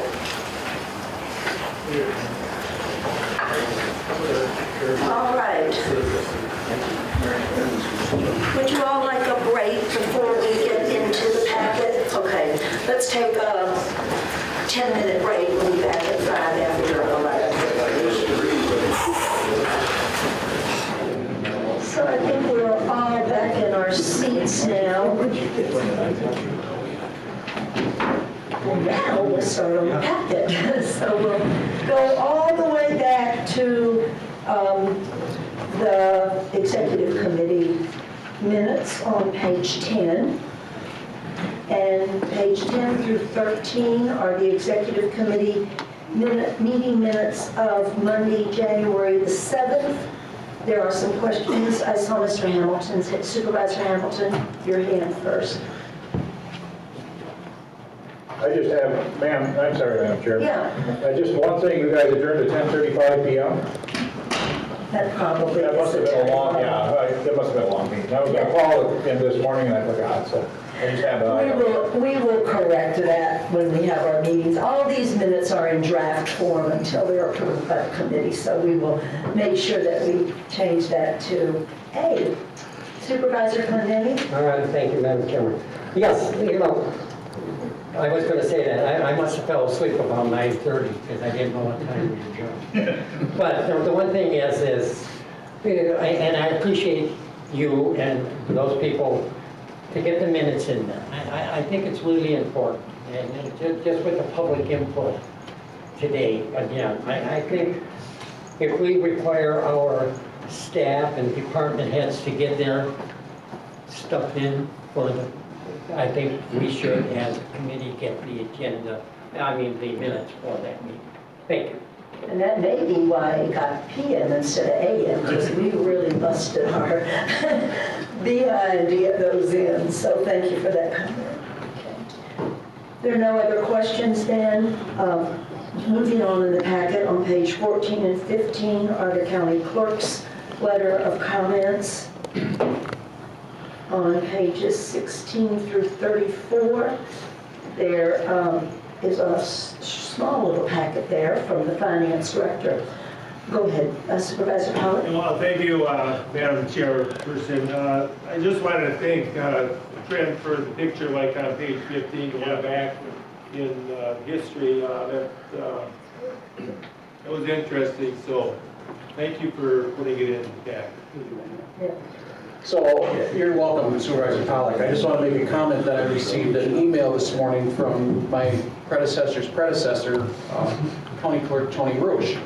And he had seen it in the packet, and he commented that he notices that the county board doesn't have suits and ties on like they did back in 1972.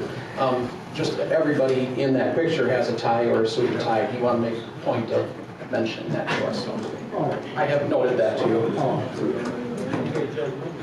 So I wanted to point out that on page 26, there is a resolution that was passed by the county board on February the 16th, 2016, and it was to formally adopt what we call a control environment portion of the Wood County accounting policy statement. The executive committee discussed this policy and asked each committee to discuss this with the department heads that they oversee so that feedback could be gotten from the accounting people in each one of your departments. So that's just a little bit of a historical perspective. And then the policy follows that resolution that was passed in 2016. And if all of you who are chair of major committees would put this on your agenda and discuss this in regards to how is it being implemented, how are the accounting people in the departments that you oversee using this policy to communicate with the finance department, we would appreciate that. So that way each of you has a copy of that for discussion in your committees. Supervisor Holbrook. Thank you, Madam Chair. One other point about that picture, just to is there are no women in that picture. And today we are a little healthier because we're closer to the public, but we have a long way to go.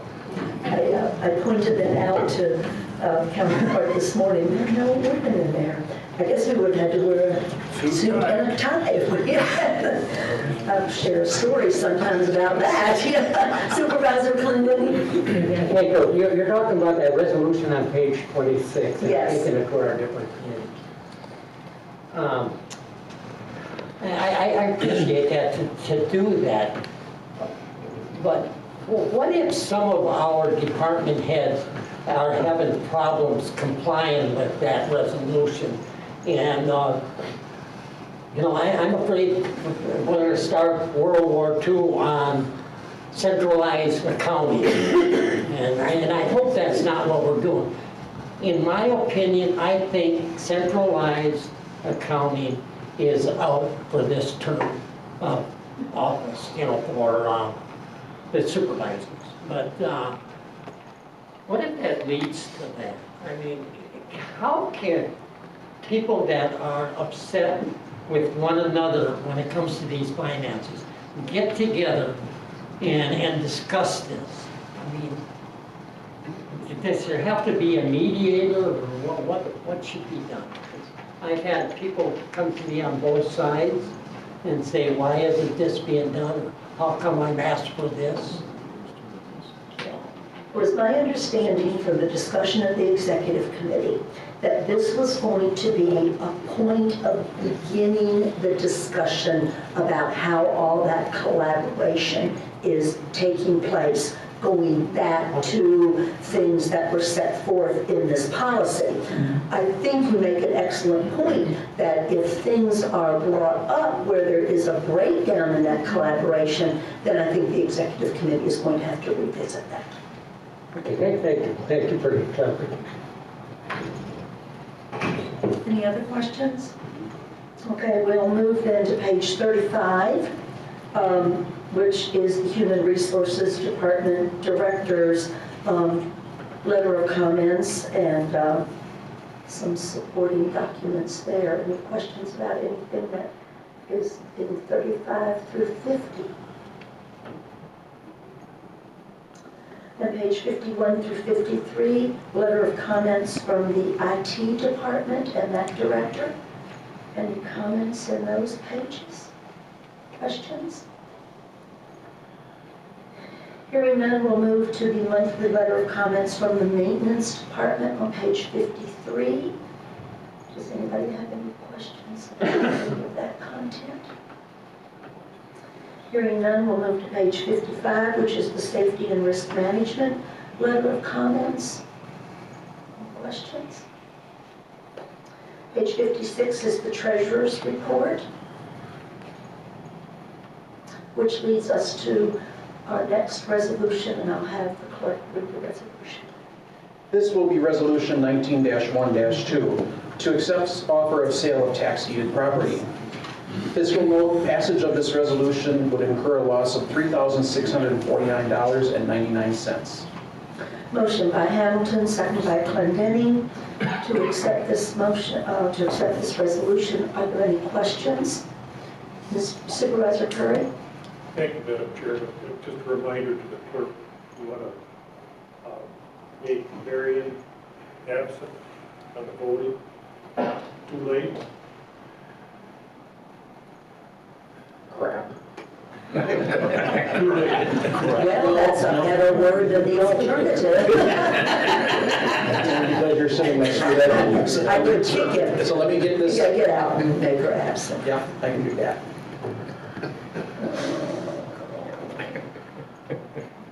See, there's benefit to having women on the county board. They keep you guys' language better.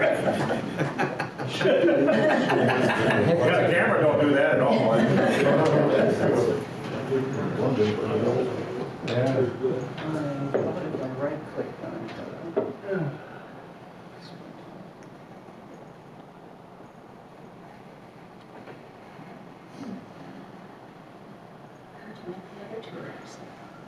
You know, it just happened. So I didn't have to do that.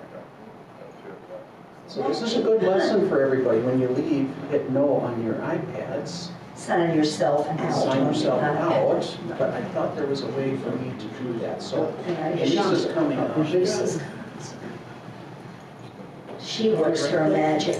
I thought they were right click, right? Oh, yeah. Oh. It was scared of you. I got it. But you have to bring your grandchild to help you. Okay, thank you, Supervisor Curry, for pointing that out. Yes, thank you.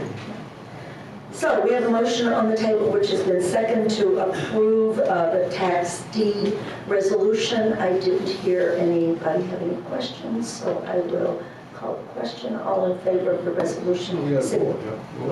That's what I'm going to do. All in favor of the motion signify by saying. Oh, I'm sorry. Too used to doing Health and Human Services. Please vote. On the board.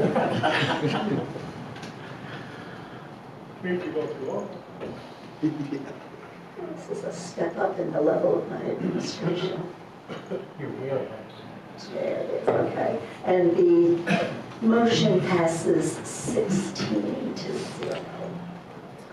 We will move next to page 58 through 59, which they are the minutes from the Health and Human Services Committee on December the 20th. Does anybody have any questions? Moving into the Health Department report on pages 60 to 64. The Human Services Department report on pages 65 through 72.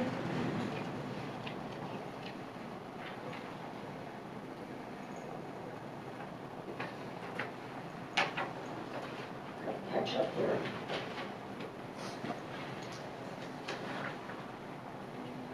The CDSO report on pages 73 to 74.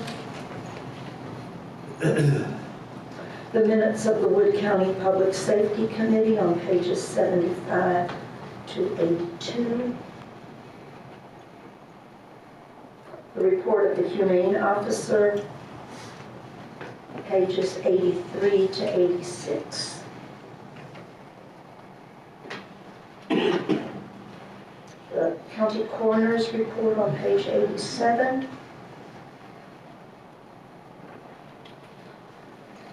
The multiple reports from the Sheriff's Department, including the jail reports on pages 88 through 95. The various minutes of the Golden Sands Resource Conservation and Development Council on pages 96 through 103. Madam Chairman. Yes, Supervisor Clinton. In referring to Golden Sands RC&D, I am a member of that appointed by the county board chairperson, and also by the committee as Supervisor Clinton. I gotta apologize. I tried to get this for the minutes. Those minutes are very old. There's no reason why we can't get those minutes earlier. So at our next meeting, which is coming up this month, I will ask again. This is a good example of getting minutes way late. And just to let you know, I will try again to get them. And Supervisor Langman also. Thank you. Thank you. Some commissions and committees don't want to put their minutes in packets until they've been approved at the next meeting. I know we've done that from the commission, the UW-Stevens Point at Marshfield. The commission doesn't usually put them on, so they're late all the time too. Land and Water Conservation Department Activities Report on page 104 to 108.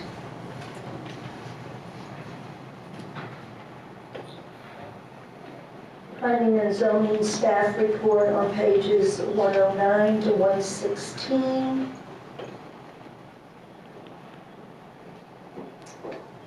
UW Extension Reports on 117 to 120.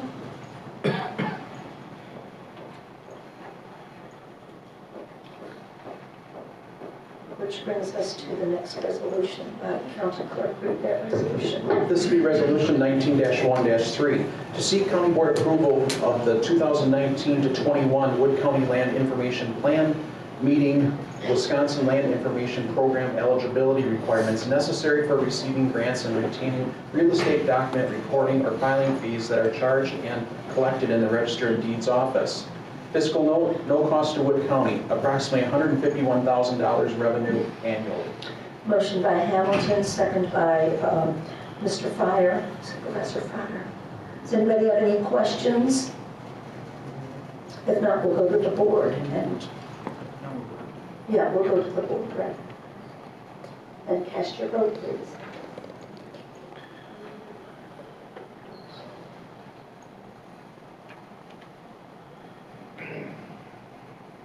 And the motion passes without dissent. That's okay. 16. Pages 122 and 123 are the minutes of the Judicial and Legislative Committee. Madam Chair? Yes. Supervisor Curry wanted to address the body. Then you stand right up, Supervisor. Thank you, Madam Chairman. It just came to mind on the land information.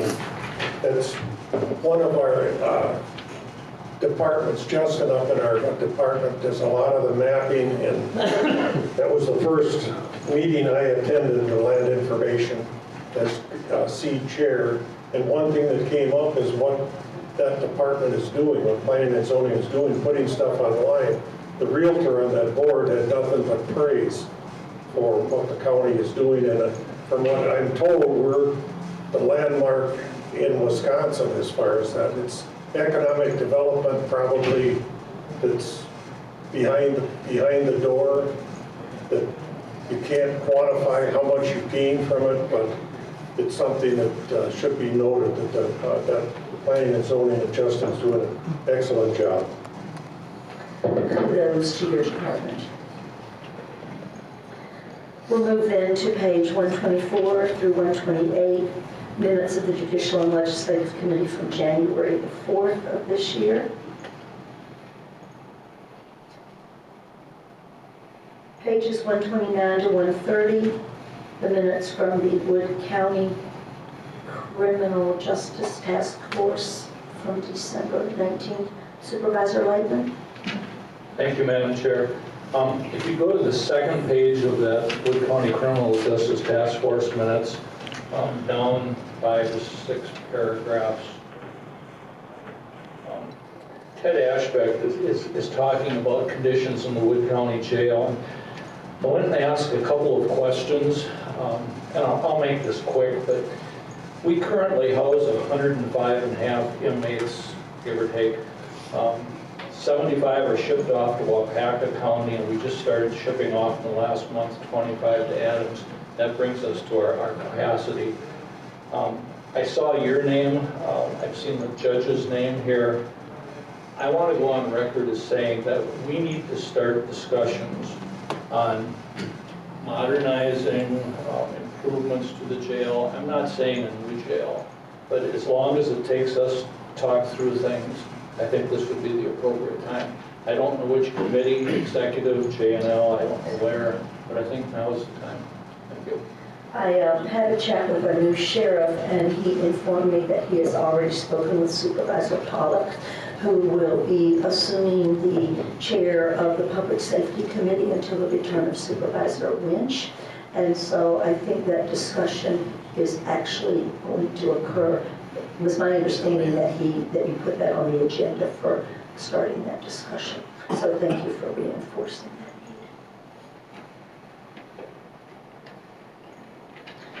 need. Pages 131 and 132, the monthly report to the Judicial and Legislative Committee from my Corporation Council. Pages 133 to 135 are a report of the claims against our county as required. Page 136 is the monthly report to the Judicial and Legislative Committee from the Register of Deeds.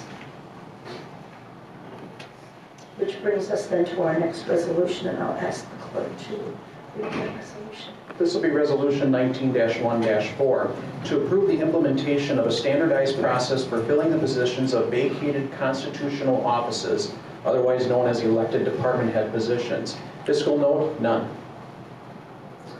Motion by Clendenning, second by Mr. Supervisor Zerflu.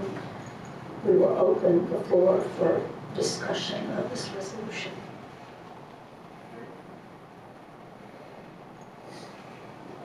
Okay, handing the gavel over again.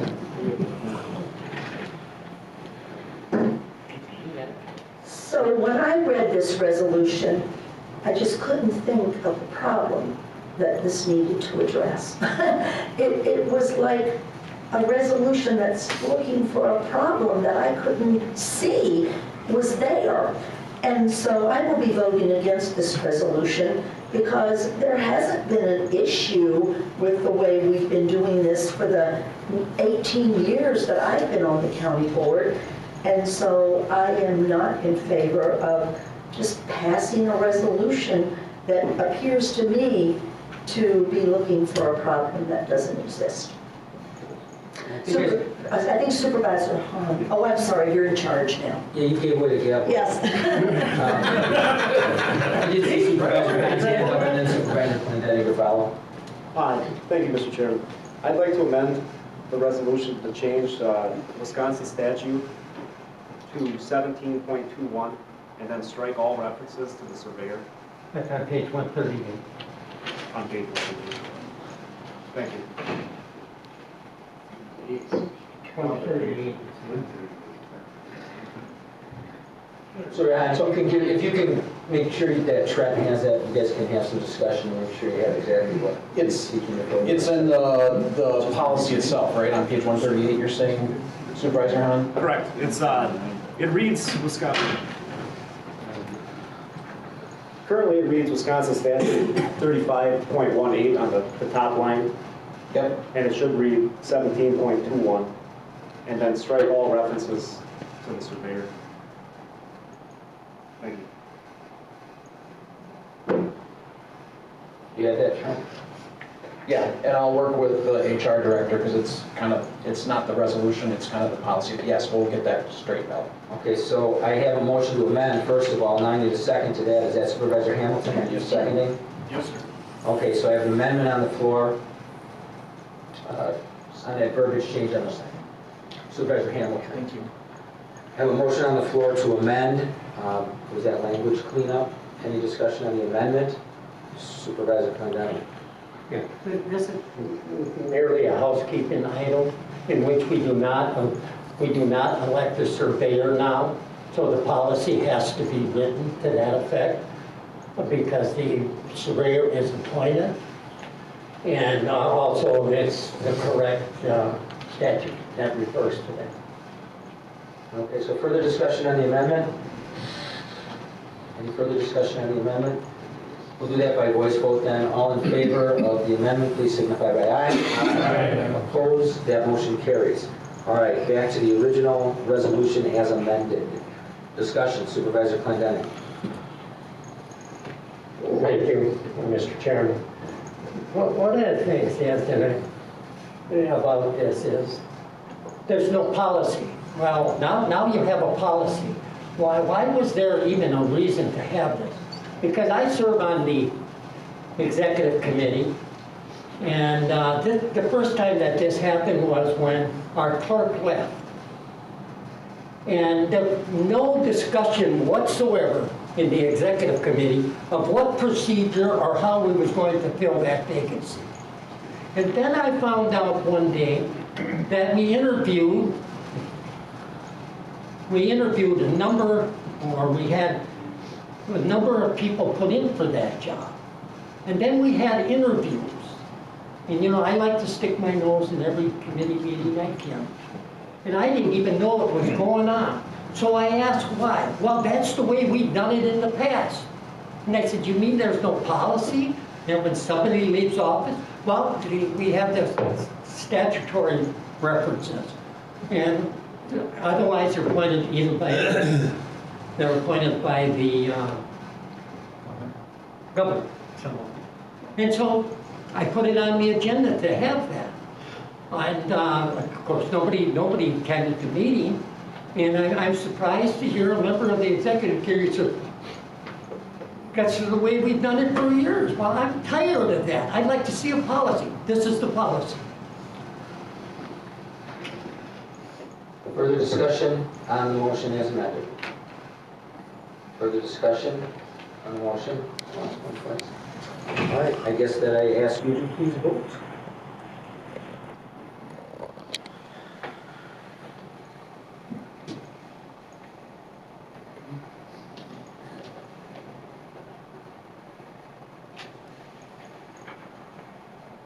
I'm not connected, I'm sorry, Madam Chair.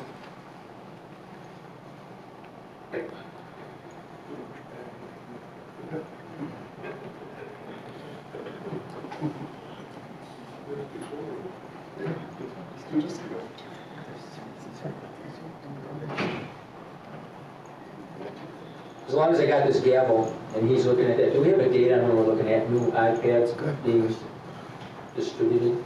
Soon. That's a good word. Good answer. It's a government answer. It's just like having a check in the mail. You know how this board operates. Do we need a policy, Trent? Yeah, you need a policy. Message received, no reply. No, the iPads are on order. It's just a matter of when we have all the apps that we need to get loaded onto them, and then we'll start the training session. And it includes an update to this system, my end of it as well. So there's a lot of moving parts there. So that motion passes 11, oh, I'm sorry, you say that. You're doing so good. It's a routine effort up here today. As she said, that motion passed 11-5. Thank you. There you go, Madam Chair. Thank you, sir. Now is she the chairman now or? Yeah, no, it's kind of pitchy. We've already dealt with the resolution that's on page 139, which then takes us to 140, which is the meeting minutes from the HERC committee from Wednesday, November 7th. Hearing no questions, we'll move to page 141, the minutes of the Siege Committee from Thursday, November 29th. More minutes from the HERC Committee, page 142 to 145. December 6th meeting, 146 to 147. Minutes from the same committee from January the 3rd. Move then to the Highway Commissioner's report on page 148 and 150. Pages 150, yes. Oh, Mr. Hamilton, Supervisor Hamilton. Thank you, Madam Chair. Just a note that we were discussing, I don't know if it was after one of the committee meetings or something, that there was talk of the Highway U in Village of Erin, that we were going to get some, on the reconstruction, if we were going to get some help with that through ND Papers. They were looking at, because they wanted all concrete, because they're looking at 120 trucks per day minimum on that. So there is something else going on out there that I didn't see it the minutes, kind of spread, and then this thing, it kind of surprised me. I don't know if they knew about it, or if it's still pending, or what's going on. I don't see Bolton here, is he here? Okay, I was kind of hoping he was, but Supervisor Fisher, do you have any information on that? like I said, this was just this last week or the week before, so it's just a bit of, just recently. Supervisor Marla. Thank you. There's been some real preliminary discussion there. Typically, when we have a large entity like ND or someone who might want to be excluded from weight limits or have other limitations that might exist due to current, construction, excuse me, standards, I get there, whatever everything else had. The base and what loads they can carry, we look at those possible upgrades. And typically, when those companies ask for those, they participate in the cost or bear the entire cost of that upgrade. So I'm sure that those conversations will continue. Supervisor Hamilton. Thank you, Madam Chairman. Thank you, Supervisor. Move then to the various parks and forestry reports on page 151, 159. Any questions on any of those? If not, we have a special order of business before the next resolution, so I'll call our Parks and Forestry Director, Scooby, and his team to the front.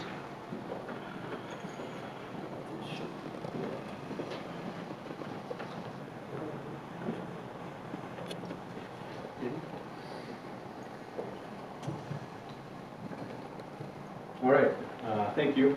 Thanks for this opportunity. So today we come before the board, myself, I'm the Director for Parks and Forestry Department, along with Adam DeCline, who works for the Planning and Zoning Department, who also basically is the author of this plan. He did an excellent job. Hopefully you all had an opportunity. You should have received a few emails with the link. Because of the size of the plan, we did not include that in your county board packet. But hopefully you did get a chance to review that and take a look at it. There's a lot of good information in there. There's a lot of discussion on the county level right now on strategic planning and long-term planning, and this fits very well into that. It's partly requirement, partly just for our department trying to gauge the interest of the public going forward with outdoor recreation opportunities in Wood County. So. This is an excellent example of that. So today, our presentation, we're not going to get into a whole lot of the nuts and bolts of the plan. We're basically going to kind of explain the process, some of the items and the outlay of the plan. And then at the end, I'm going to get into a few of the projects that we were able to accomplish since the 2011 update, which were grant funded. So I'm going to turn it over to Adam now. Thank you, Chad. Good morning, everyone. Good morning. Should I say afternoon? No more. That clock's not working over there, but that one is. Again, my name is Adam DeCline. I'm the county planner. I work in the Planning and Zoning Department. And as Chad said, we're here to present the Wood County Parks, Recreation, and Open Spaces Plan that was completed. And this was a collaborative effort of the Parks and Forestry Department along with the Planning and Zoning Department. And this morning, I'm going to provide a general overview of the plan and its purpose, and show where you can find this plan, where exactly is it located, so you can reference this plan. I'm also going to discuss the planning process that was used in the development of the plan. So what exactly is the Parks, Recreation, and Open Spaces Plan? It's a comprehensive inventory and analysis of the Wood County recreation system. It establishes goals, recommendations, and objectives to meet the current and future recreation needs of the county's residents and also its visitors. It's intended to serve as a guide for decision-making and provides direction for recreation providers, which includes the Parks and Forestry Department, but also local recreation providers such at the municipal level. It provides a guide to elected officials, yourselves included, and stakeholders in regards to recreation management and policy. I would recommend thinking of it as a reference manual of sorts. You as the county board can use it as a reference manual if you want to think of it in that way for recreation. So where to find the plan? Like Chad said, you received a few emails, hopefully, with the location of the plan, but again, it's located on the Wood County website. Also, if you go to the Parks and Forestry Facebook page, you can find a link to that site, to the Wood County website where the plan is located as well. Specifically, if you navigate to the Departments tab, Parks and Forestry tab is located under the Open Spaces Plan tab. There's also a link to the plan that's included in our slideshow presentation here. I recommend that you take a look at the plan if you haven't done so already. It provides a lot of good information, and I hope that you would become familiar with some of the information that's presented in the plan. That way you can reference this plan when making decisions in the future. So why plan? A little bit of background on planning. Like Chad said, this is an update to the 2011 plan that was adopted by County Board. And since 2011, basically this is a requirement of the Wisconsin DNR to update the county recreation plan once every 5 years to remain eligible for participating in several states and federal grant funding programs. And just to bring up some money numbers here, the Parks and Forestry Department has actually been awarded over $345,000 in outdoor recreation grants. And that number is coming since 2011, since the last plan update. Planning is also an important step in providing a quality, coordinated, countywide recreation system. Additionally, planning helps organize efforts, financial resources, and time, creating efficiency and economy in the process of implementation.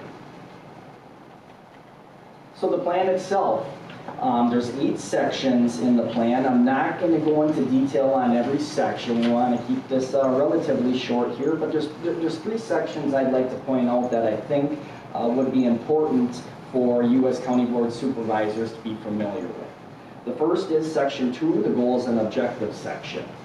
And this section identifies several comprehensive goals and objectives that provide the foundation for coordinated future recreation system improvements.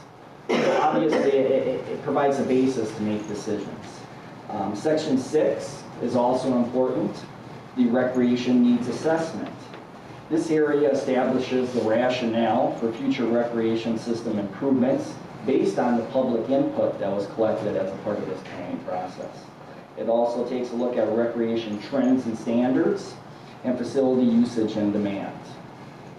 Probably most important, Section 7, Wood County Recreation moving forward. This section identifies implementation strategies to achieve recommendations that are identified in the plan. So just a basic overview of what sections are in the plan. Again, I feel like those 3 sections will be important to you as a County Board of Supervisors. The planning process for this plan, timeline is detailed in the slide that's before you. The planning process started a little over a year ago, commencing in the fall of 2017. There's multiple stages and layers of the planning process, as you can see in this figure here, starting with organization of the planning team and leading to now where we are at plan adoption. One thing to remember, plan adoption does not finish this entire planning process. The completion or adoption of this plan leads into the implementation stage, which will go moving forward for the next 5 years. That's when the implementation of this plan will occur. Public participation. The Parks and Forestry Department and Planning and Zoning Department thought public participation obviously is a very important aspect of this plan update and of the planning process. Consequently, we formed a public participation strategy that involved public input to be responded to and incorporated into all areas of the plan. Public outreach avenues consisted of a Wood County community survey, several open houses or workshops, and several public meetings. We also reached out to the public with newspaper and radio ads. The community survey was probably the public participation or input avenue that provided the majority of public input that was utilized in the plan. And the community survey gathered public opinions and attitudes towards Wood County's outdoor recreation system. Specifically, it assessed facility usage, preferred recreation amenities and activities, community values, funding mechanisms, and also potential future projects. For the development of this plan or the update, we received 591 surveys that were completed. And these 591 surveys were compiled and incorporated into a survey summary report, which is available. This report is also available on the Wood County website and also is included in the plan itself in the appendix. So a little bit of background on the plan and how this board can use it. I'm gonna pass the baton back to Chad, and he's gonna present on some of the major projects and improvements that have occurred over the last several years. Thank you. All right. If you've been on the board for a few years, I'm sure you've seen some of these pictures and projects, but I just want to highlight a few that were incorporated into that $300,000+ of DNR grants that we had received since 2011. The first slide is the muskie release, and we've worked with over the past few years on several occasions with the Consolidated Muskie Club, which would actually fund releasing in Nepco Lake as well as portions of the Wisconsin River. Not a large dollar value, but it is something that obviously benefits our fisheries in the area. Another project since 2011, the second Dexter Campground Shower Building. Turned out very nice. This is located between the second and third loop, if you're familiar with that campground. But it was a very nice addition to the campground itself. Back in close to 2011, 2012, the Nepco Lake boat landing was renovated. The blacktop at that time was deteriorating quite a bit, and so it basically was milling and paving of the entire area, adding a few more parking locations and new docks out into the lake as well. The Lake Wazeecha Dam upgrade project, which was completed a few years ago. As you can see on one of the pictures, there's a replacement of the retaining wall right next to the dam, as well as overlay of the riprap, which is the winter picture up there. In addition to that, we also installed remote monitoring equipment. So our staff now can remotely monitor the levels as well as via camera see the dam gates from their homes or wherever they may be. The Lake Wazeecha Dredge project, which is the far east end of Lake Wazeecha, as you can see, was filling in. This was just part of the project, a few pictures of it, but basically the highway department was responsible for going out onto the sandbar and removal of that. You can see on the top portion of that, that's our disposal site out in Kellner, where all the sediment was hauled off to. And then our Red Sands Beach Pavilion. And this basically took the place of the old beach house that was located at Red Sands Beach. It also obviously provides a large open shelter structure for different events that are held out there throughout the summer season. So that was all the projects I really wanted to highlight. You know, it's a plan that's much more than just the funded projects. It identifies several different projects that are not grant eligible, but we take the advice and we kind of look at that survey when we look at funding different projects throughout the year. So that survey was very necessary, and it's a good resource to have.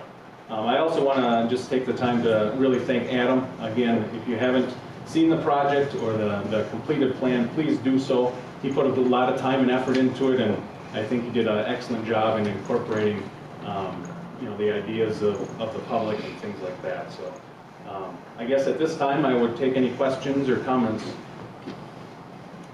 Since our next resolution is adopting this plan, any questions that you have about the content in there? Supervisor Ashback?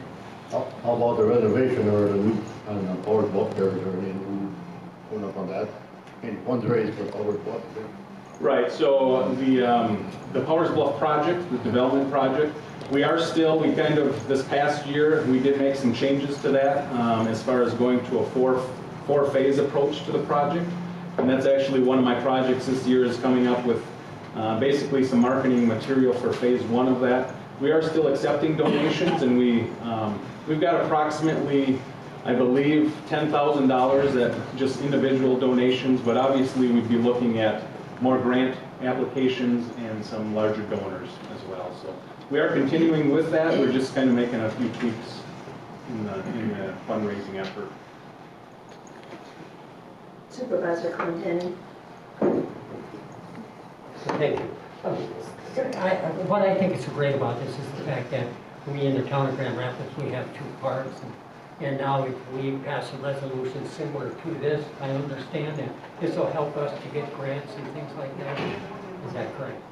Yeah, I'm glad you brought that up, because one of the I guess itemized when you apply for DNR grants, there's certain items that get you points. The more points you get, obviously, the more likely you're going to get a grant. And one of those areas is approved plans from the local municipality as well.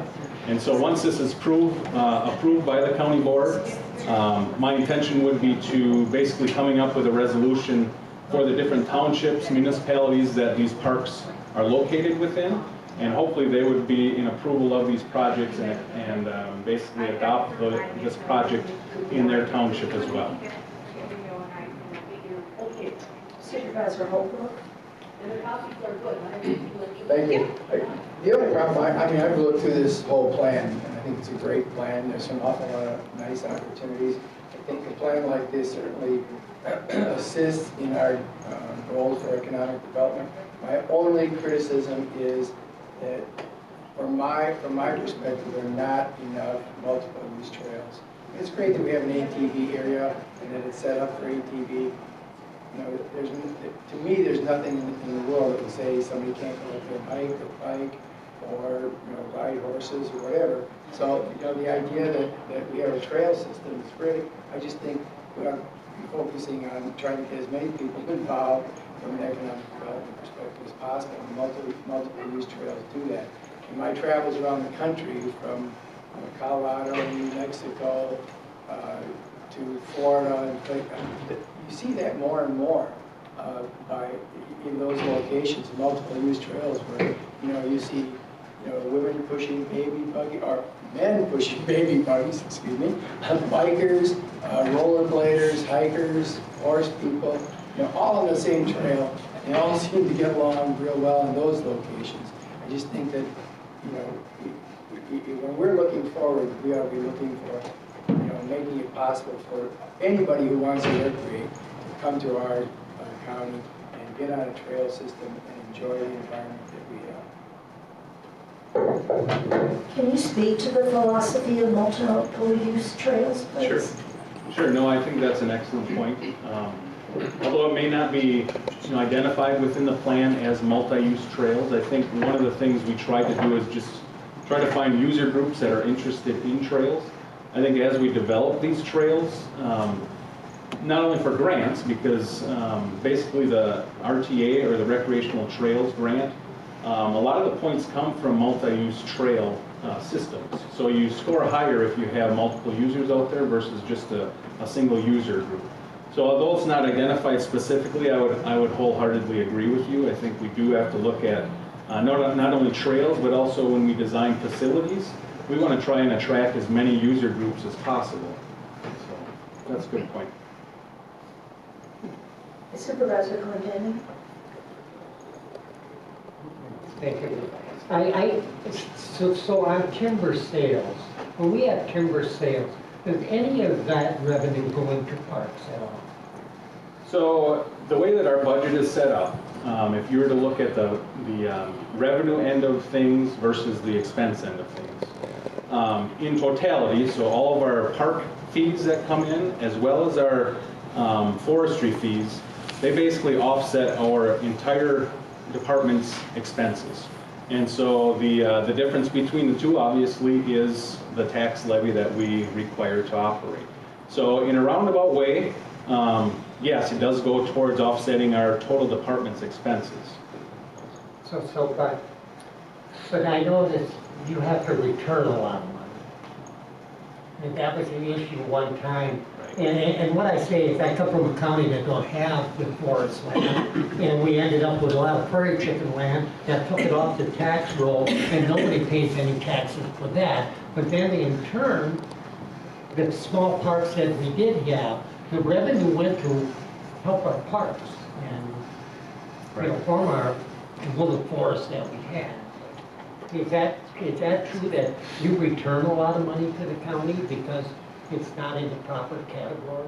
So certain years we do, and those years happen when, if we, let's say, have $500,000 budgeted for timber revenue as a revenue, and we were to have a year where we bring in $600,000. It's obviously more than what we had budgeted. Certain years in the past, we have been allowed by county board approval, executive approval, to actually keep those monies and put them into an account for capital projects. And a lot of our recent capital projects since 2011 actually have been funded using that non-lapsing capital projects account. We basically have money available to grant match these 50-50 projects. So that's another example of utilizing excess timber revenues.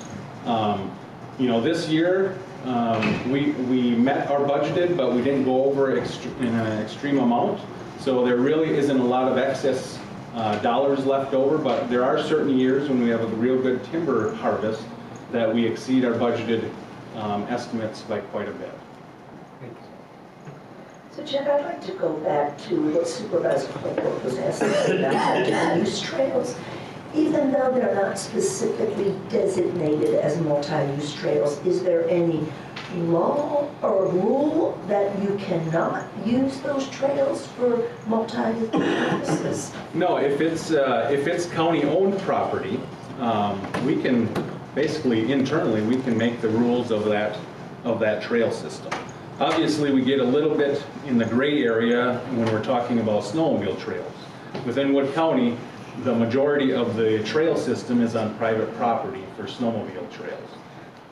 We are not able to, as a county, to say, okay, we're going to open up these private property trails for different user groups. But if it's on our park property, our forestry property, we can make those decisions on what users can use the trail system. And then does that have to be posted that this is a multi-use trail? And are they posted that way currently? Correct. Yeah, currently, so like on our ski trail, our cross-country ski trails that haven't been used at all this winter because there's no snow. We do have certain rules and regulations on who can use the trail system during what periods of time. Supervisor Holbrook, did you have a follow-up comment?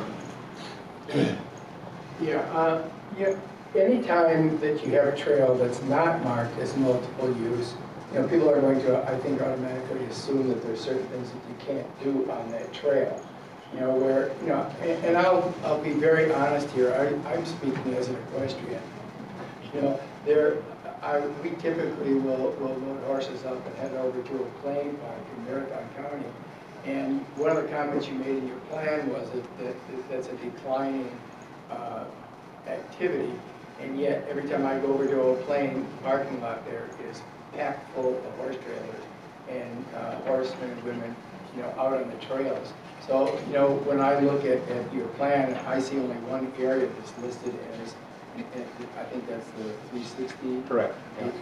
Listed as open to equestrians, whereas there are plenty of places. I was just recently in Fort Collins and walking on a trail with my dogs and was passed up by a couple of horse people. This was right in downtown Fort Collins. And I agree you're going to say, well, that's Colorado and that's the West. But, there's really,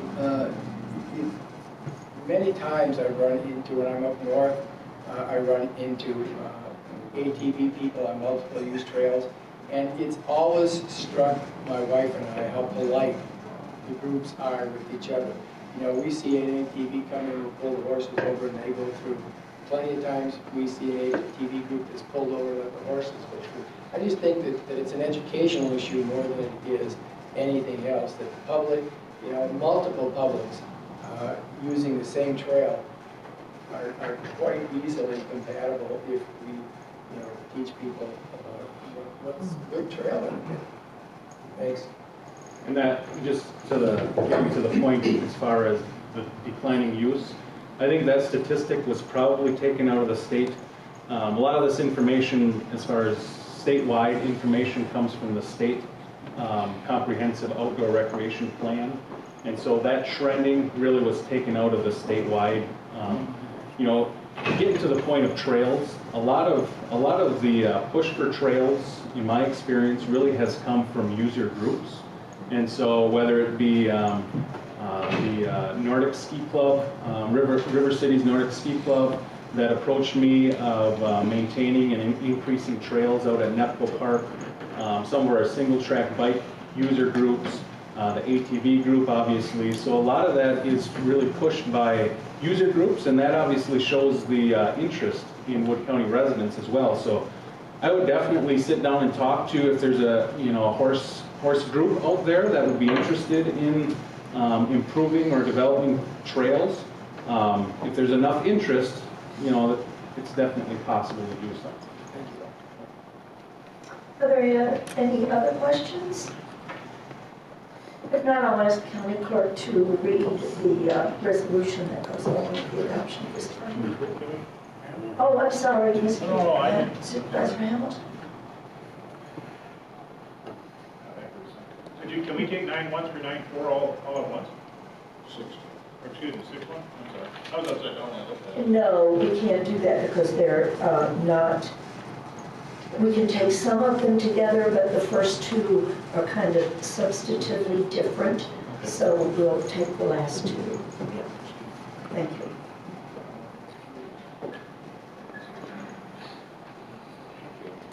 Okay, we're on page 160. This will become Resolution 19-1-5 to adopt the Wood County Parks, Recreation, and Open Spaces Plan 2018. Fiscal note allows eligibility for Wood County and cooperating municipalities to apply for state and federal cost-sharing outdoor recreation grants. Motion by Hamilton, second by Bry. Are there any further questions about this plan? Hearing none, to go to the board and vote, please.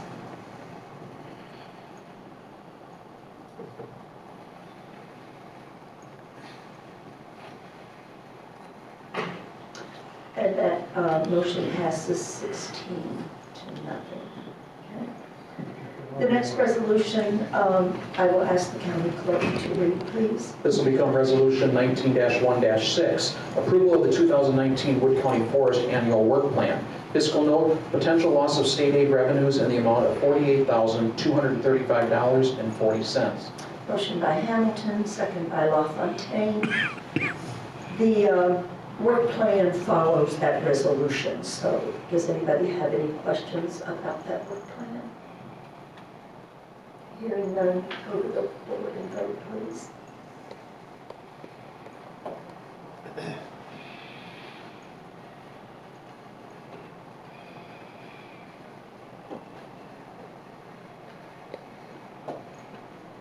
Motion passes 16 to nothing. Okay. Now the next two resolutions we can take together without any objection from the body. So moved. I could consent to do this, so I'll have the county board, the county clerk read this resolution. This will become on page 170, Resolution 19-1-7.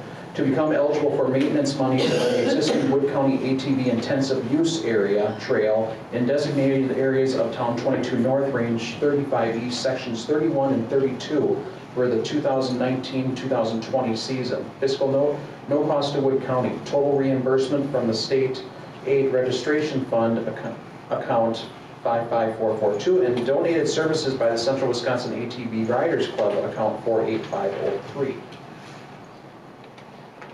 The next resolution on page 171 will become Resolution 19-1-8.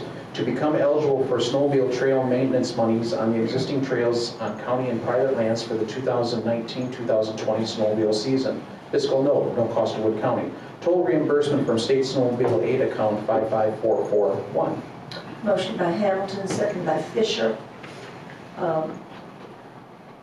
These resolutions were similar enough that we could take together. So, any questions about those two resolutions? If not, please go to the board.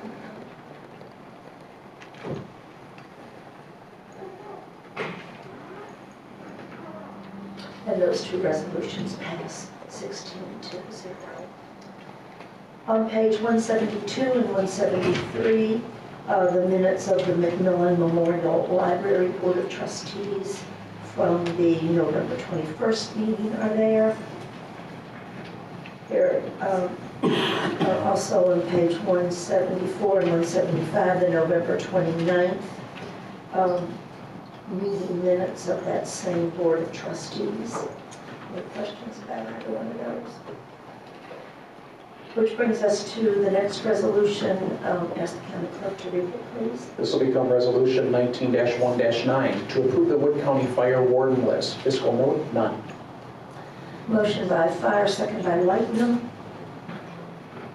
If there are no questions, please go to the board and vote.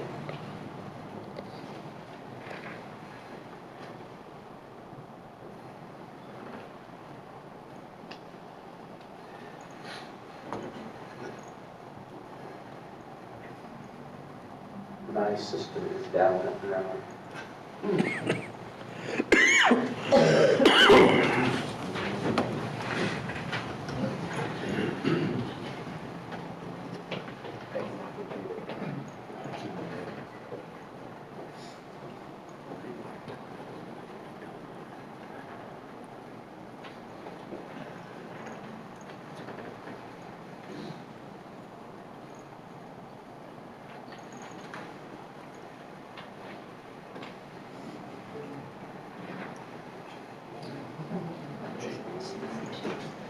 But I already voted. Okay. So that resolution passed 16-0.